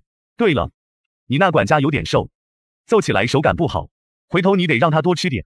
本公主忍不了了，就算被阿耶责罚关禁地，今天也是要嘎了他的西瓜。奸贼，我杀了你！这完了，这琉璃制品何其珍贵，堪比黄金，一下子弄碎了3座，这得值多少钱啊？哟，不得了，不得了！公主殿下快意恩仇，颇具巾帼风范，本侯爷敬佩万分。可就是这3尊琉璃，公主有所不知，这可是本侯爷精心准备，费尽了千辛万苦，才好不容易得来的，本是准备明日进献给陛下的。可现在，瞧瞧，这做工，还有这纯净度，足足3尊呢。殿下，你下手哦，下腿真狠啊！本来公主弑君，本侯为臣，有些话本侯不该说，可打碎了东西就得赔，就像欠债还钱天经地义。不行的话，咱们就大理寺走一走。当然，我相信公主高风亮节，不是那种赖账的人，也不至于让皇室名誉受污。这打碎了人家东西，那就得赔偿，自己理亏啊！完了，这下完了，这得赔多少钱呐？就这做工，这纯净度，起码得值3万贯。你这最多只值2万贯，没办法，能少赔点就少赔点，绝对不能超过2万5千贯。